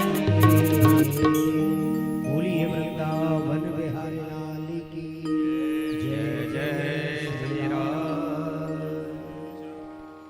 सूत जी महाराज बताने लगे राजन कि देखिए नारद जी के प्रेरणा से आज व्यास जी महाराज 18वीं पुराण की रचना करते हैं जिसका नाम है श्रीमद् भागवत महापुराण। 335 अध्याय 12 स्कंद 18,000 श्लोक संख्या इनके द्वारा। अब ये पुराण का नाम पहले भागवत है ना। अब लिखने के बाद वेद व्यास जी महाराज चले गए भगवान नारायण लक्ष्मी नारायण के घर में और जा करके उनको प्रणाम करके कहा महाराज मैंने एक ग्रंथ की रचना की है, पुराण की रचना की है। भगवान खुश हुए, पूछा व्यास जी महाराज इस पुराण का नाम क्या है? कहते भागवत। अभी भागवत क्या है? भगवान ने पूछा भागवत का मतलब क्या है? वेद व्यास जी ज्ञानी थे, कहने लगे भगवता प्रोक्तम भागवतम।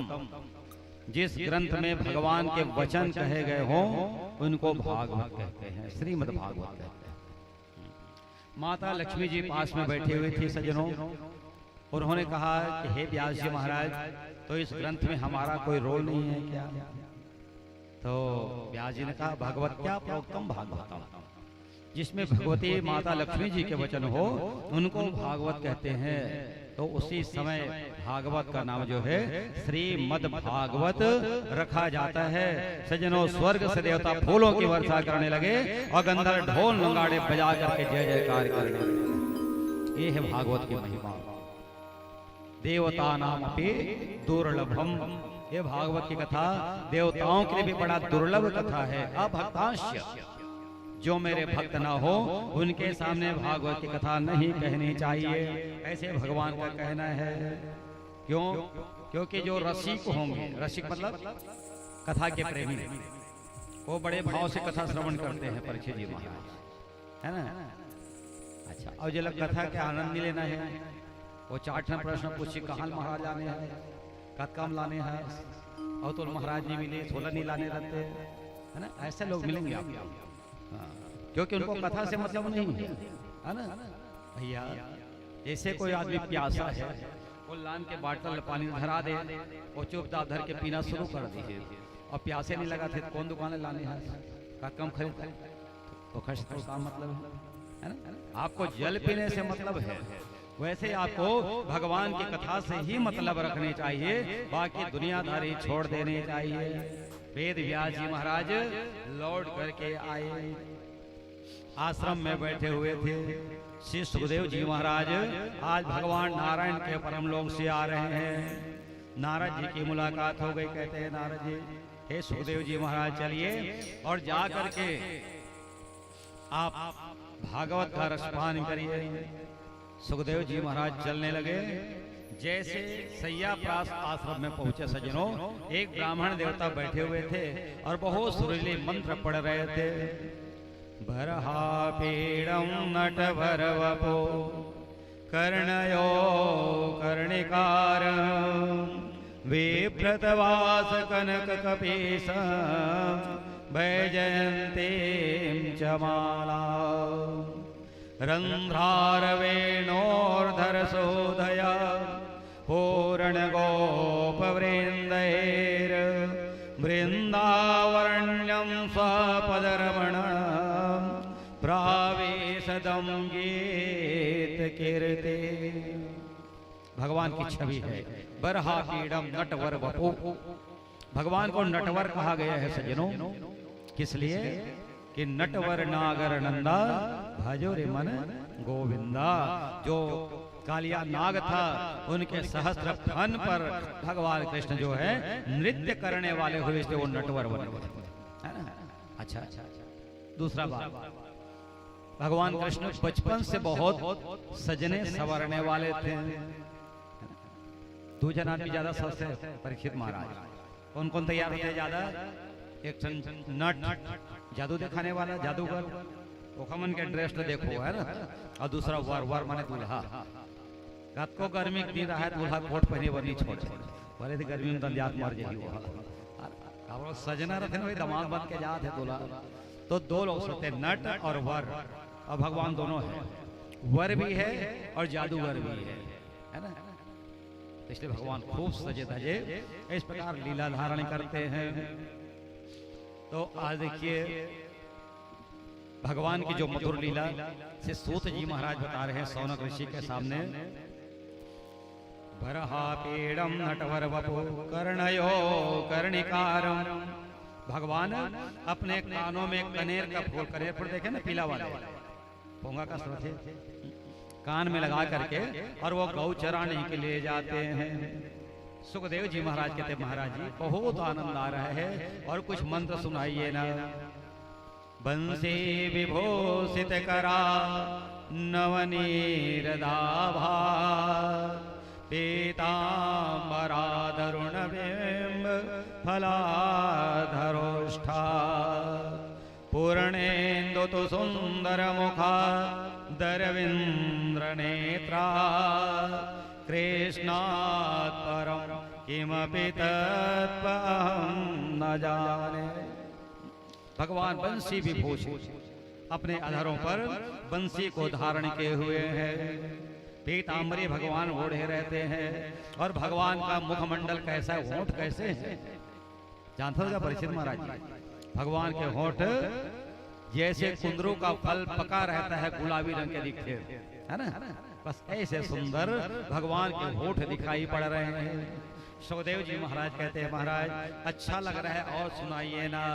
हेमेंदी गर्भा मंजुलतरम श्रीम जगमोहन नित्याभिललिताभिर्परिवृत सन्नीलम पीतांबरम। भगवान का वर्ण नील वर्ण है और पीतांबरी धारण के भगवान, और नीला रंग में पीला ढा देवे कितना सुंदर दिखे बताओ। ये भगवान की छवि है। सुखदेव जी महाराज कहते हैं और सुनाइए। तो सारे ब्राह्मणों ने कहा सुखदेव जी ये तो ट्रेलर है, पिक्चर अभी बाकी है। 18,000 श्लोक है भागवत कथा में, अभी तो हमने 2 श्लोक सुनाए हैं। आपको सुनना है तो आप आश्रम के अंदर चले जाइए, वेद व्यास जी महाराज बैठे हुए हैं, आपको कथा सुनाएंगे। सुखदेव जी महाराज आए और जा करके बहुत सुंदर कथा को सुनने लगे सज्जनों। और एक बात समझना, सुखदेव जी महाराज किसी गृहस्थ के घर में जाते हैं ना तो कितना समय रुकते हैं? मात्र गाय को दुहने में जितना समय लगता है उतना समय रुकते हैं। लेकिन भगवान की लीला प्रेरणा देखिए, आज 7 दिन तक बैठ करके कथा को सुन रहे हैं। आज भी हम कहीं कथा करने के लिए जाते हैं, अभी के महासौन में तो सगा रहा है उड़ीसा ले, एक दिन कथा सुनी, बिहान दिन आगे कहते महाराज बोला जाए कौन नहीं लागा थे और कपड़ा लत्ता धर के नहीं आए होंगे। बताओ, ये है कथा का आदत। जब आप आ जाएं और यहाँ से जाने का मन न करे तो समझ लेना कि आपके हृदय में कहीं न कहीं मेरे परमात्मा का वास हो गया है। आनंद की अनुभूति जो है आपको होने लग गई है। श्री सुखदेव जी महाराज आज कथा को सुन करके आए, जा रहे थे। अब हम कथा से थोड़ा हट करके आपको एक प्रसंग बताएं।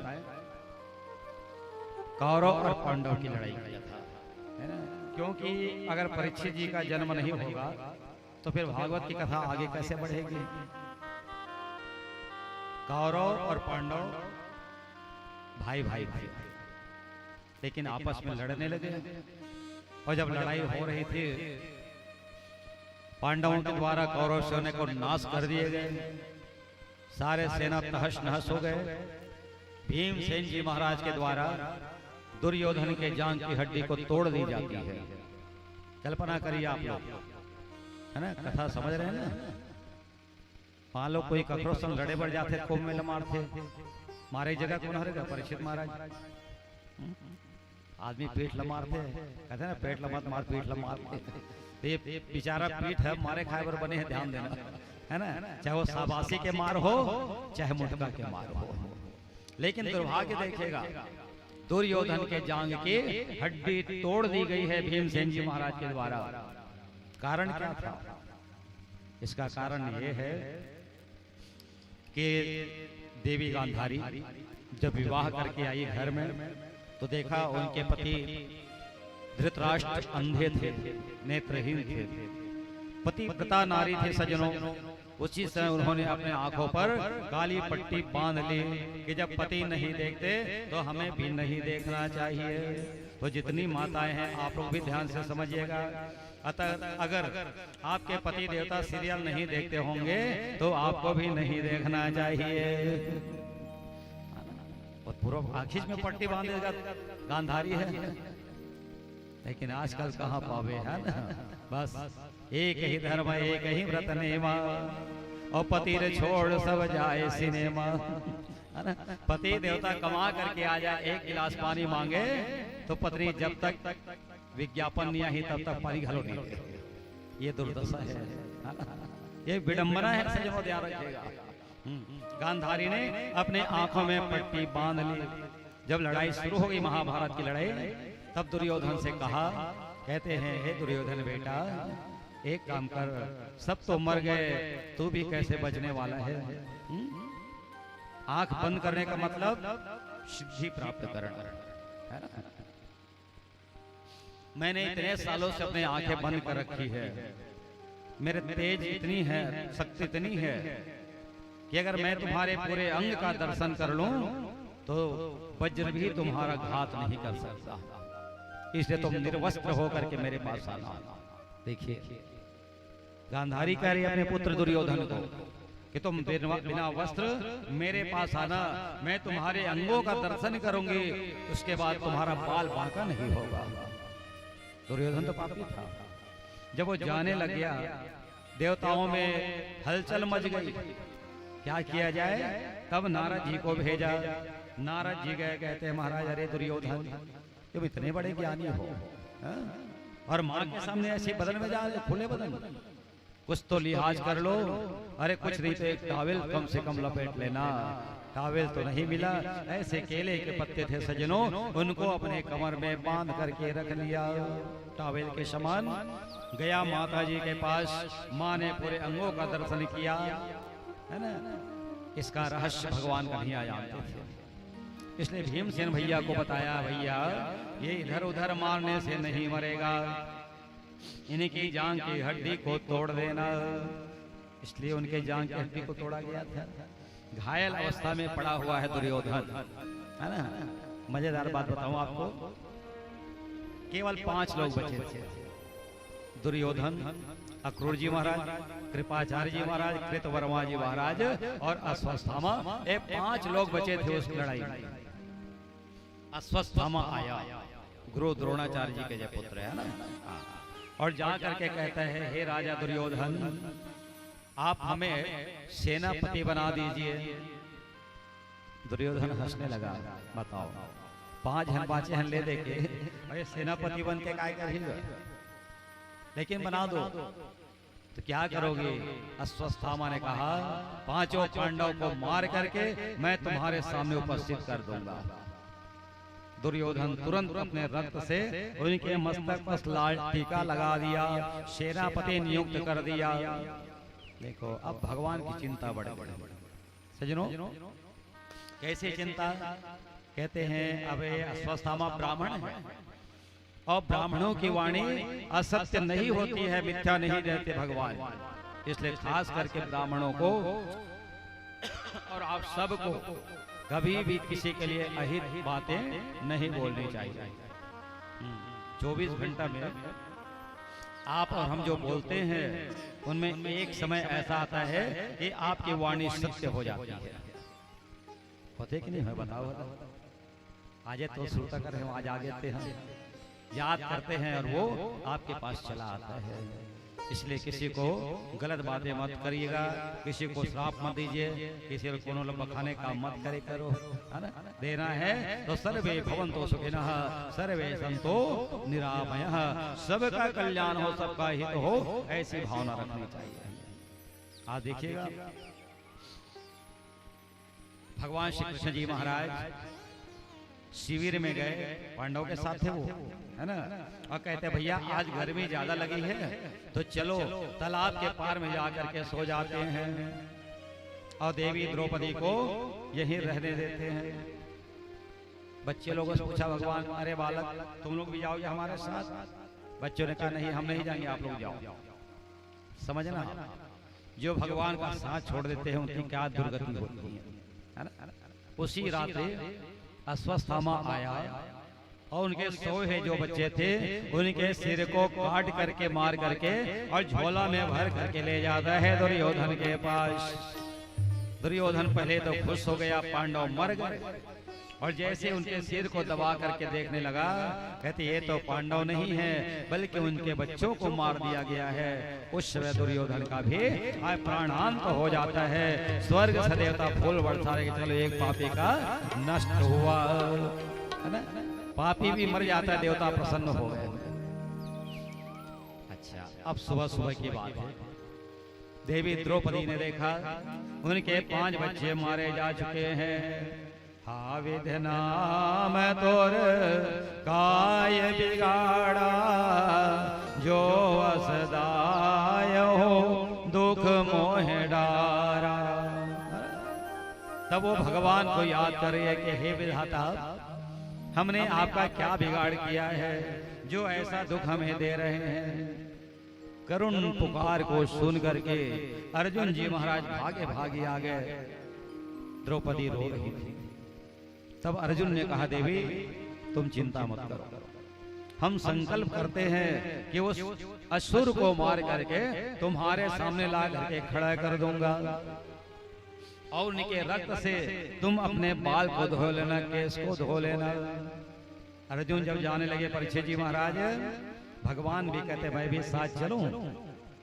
यत्र योगेश्वरः कृष्ण यत्र पार्थो धनुर्धरः, जहां अर्जुन है वहां कृष्ण है, और जहां कृष्ण है वहां विजय है ना?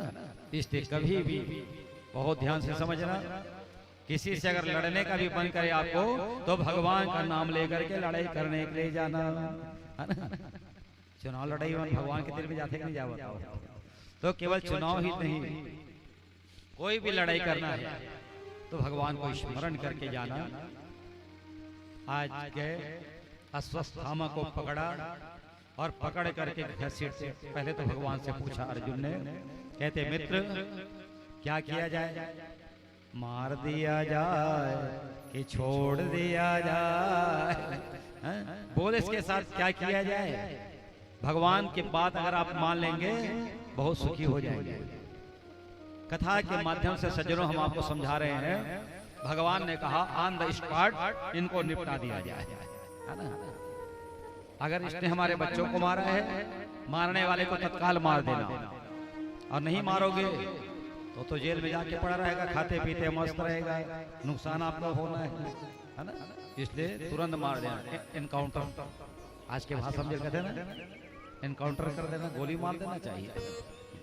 लेकिन अर्जुन थोकिन होशियारी झाड़ पर कावा बाइक आऊं लेके मारूं तो बने कहीं मोला बाइक खुश करे चक्कर में आ गया और अश्वत्थामा को पकड़ करके घसीटते हुए ले आए दरवाजे पर। अश्वत्थामा का चेहरा लटका हुआ है सज्जनों। कहते देवी द्रौपदी बताओ इसको क्या किया जाए। धन्य है द्रौपदी देवी, करुणा की मूर्ति थी। कहने लगे स्वामी मत मारिए इसको, क्योंकि हमारे गुरु द्रोणाचार्य जी के पुत्र है, ब्राह्मण पुत्र है।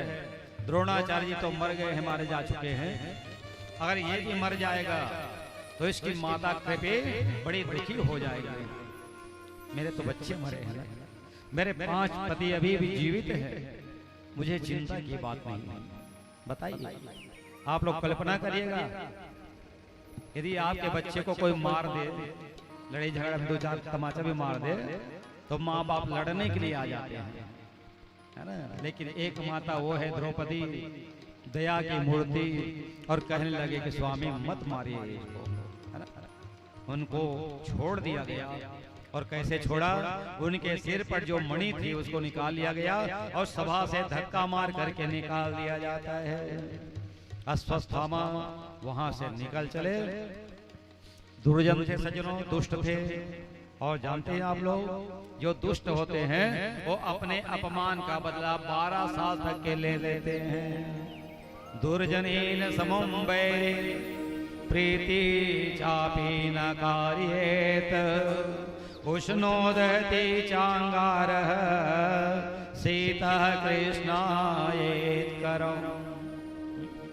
जो दुर्जन प्राणी है उनके साथ दोस्ती भी मत करना और दुश्मनी भी मत करना, दोनों नुकसान है परीक्षित महाराज जी। उष्णोदहति चांगारः, अंगार आगे गोला है ना, वो बड़ा सुंदर लाल लाल दिखा थे, बोला हाथ में पकड़ लेवे क्या होई, दहती, आपका हाथ जल जाएगा। और मैं पानी डाल दे पकड़वे तब क्या होई, सीता कृष्णायेत करम, वो आपका हाथ काला कर देगा, है ना। तो लाल है तो जला दी, काला है तो आपका हाथ काला कर देगा। ऐसे दुर्जन व्यक्ति जो है मित्रता भी अच्छी नहीं है और शत्रुता भी अच्छी नहीं है, इसलिए हमें सावधान हो जाना चाहिए। देखो अश्वत्थामा को यदि मार दिया जाता तो पांडवों के ऊपर में समस्या नहीं आती। अश्वत्थामा ब्रह्मास्त्र का प्रयोग करने लगा, 6 बाण निकाला और निकाल करके 5 पांडवों को मारने के लिए तैयार हुआ।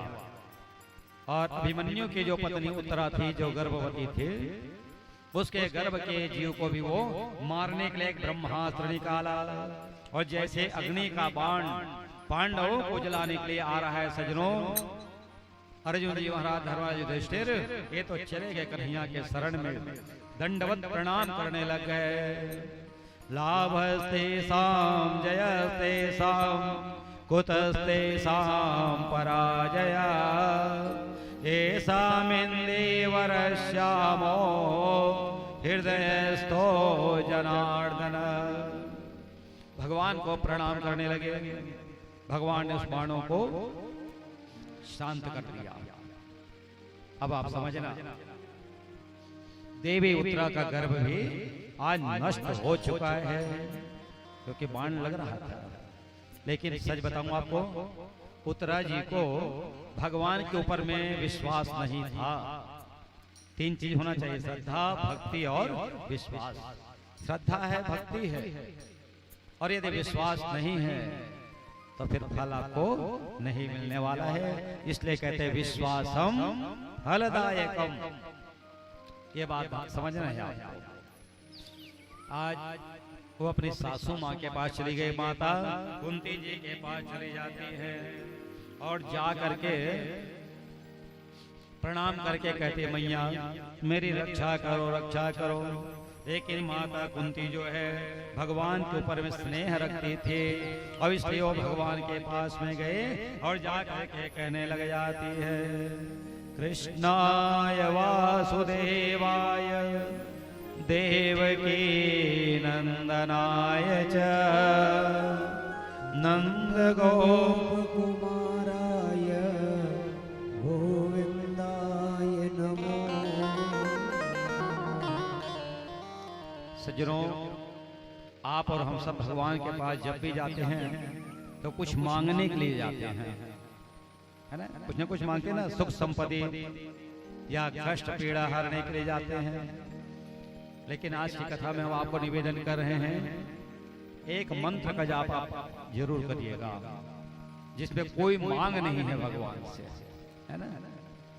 अगर आपको मालूम है कि भगवान अंतर्यामी है तो फिर उनको बताने की क्या आवश्यकता है? तो इसी मंत्र का जाप करना। कृष्णाय वासुदेवाय देवकी नंदनाय च नंदगोप कुमाराय गोविंदाय नमो। कुछ भी मांग नहीं है भगवान से। जैसे एक मंत्र आता है ना, प्रणत क्लेश नाशाय, हमारे क्लेश को आप नाश करिए, भगवान से हम निवेदन करते हैं। लेकिन माता देवकी ने ऐसा कुछ भी नहीं कहा। देवी उत्तरा जो है आज भगवान से कहती है, पाहि पाहि महायोगिन देव देव जगतपते नान्यं तद्भयं पश्ये यत्र मृत्यो परस्पर। पाहि पाहि महायोगिन, हे योगेश्वर, हम आपके शरण में आए हैं, आपके चरण का अनुग्रह हम प्राप्त करना चाहते हैं। सज्जनों, एक बड़ा सुंदर मंत्र यहाँ और विश्लेषण किया गया है। कौन सा मंत्र? नमः पंकज नाभाय नमः पंकज मालिने नमः पंकज नेत्राय नमः पंकजाग्रये।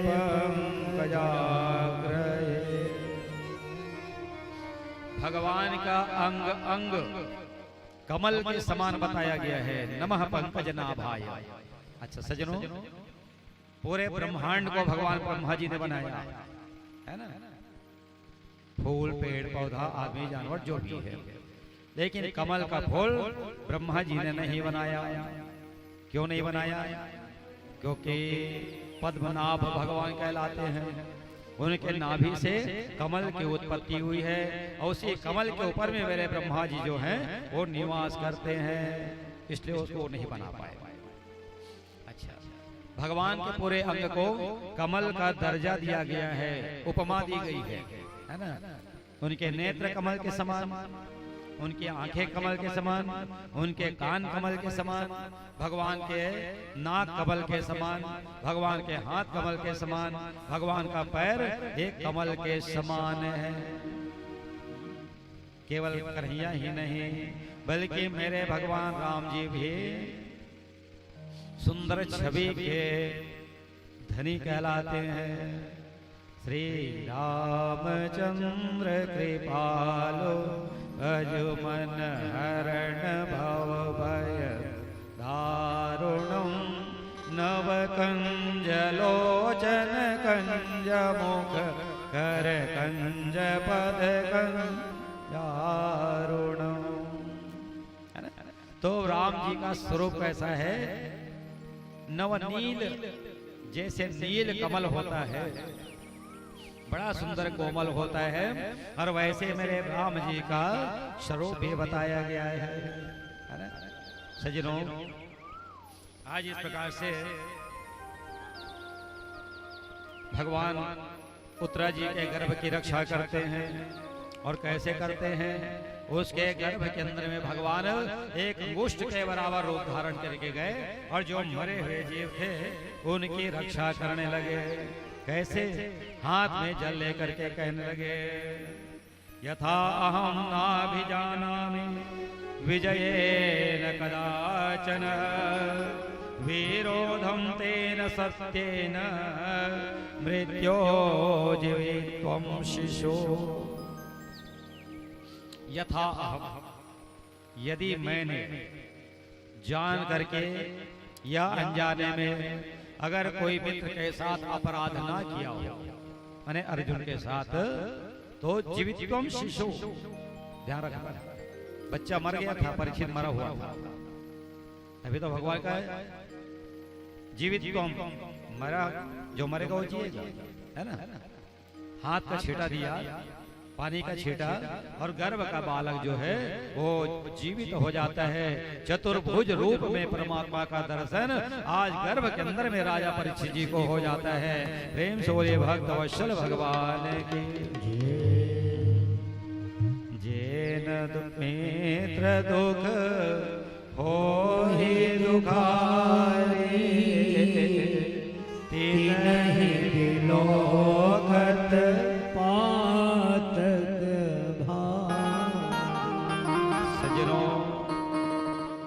कोई मनुष्य अपने मित्र के दुख में अगर दुखी ना हो, है ना, आपके मित्र दुख में है, आप खुश हैं, तीन ही बिलोक तक भारी, तो ऐसे जीव को भारी से भारी पाप को, कष्ट को भोगना पड़ता है।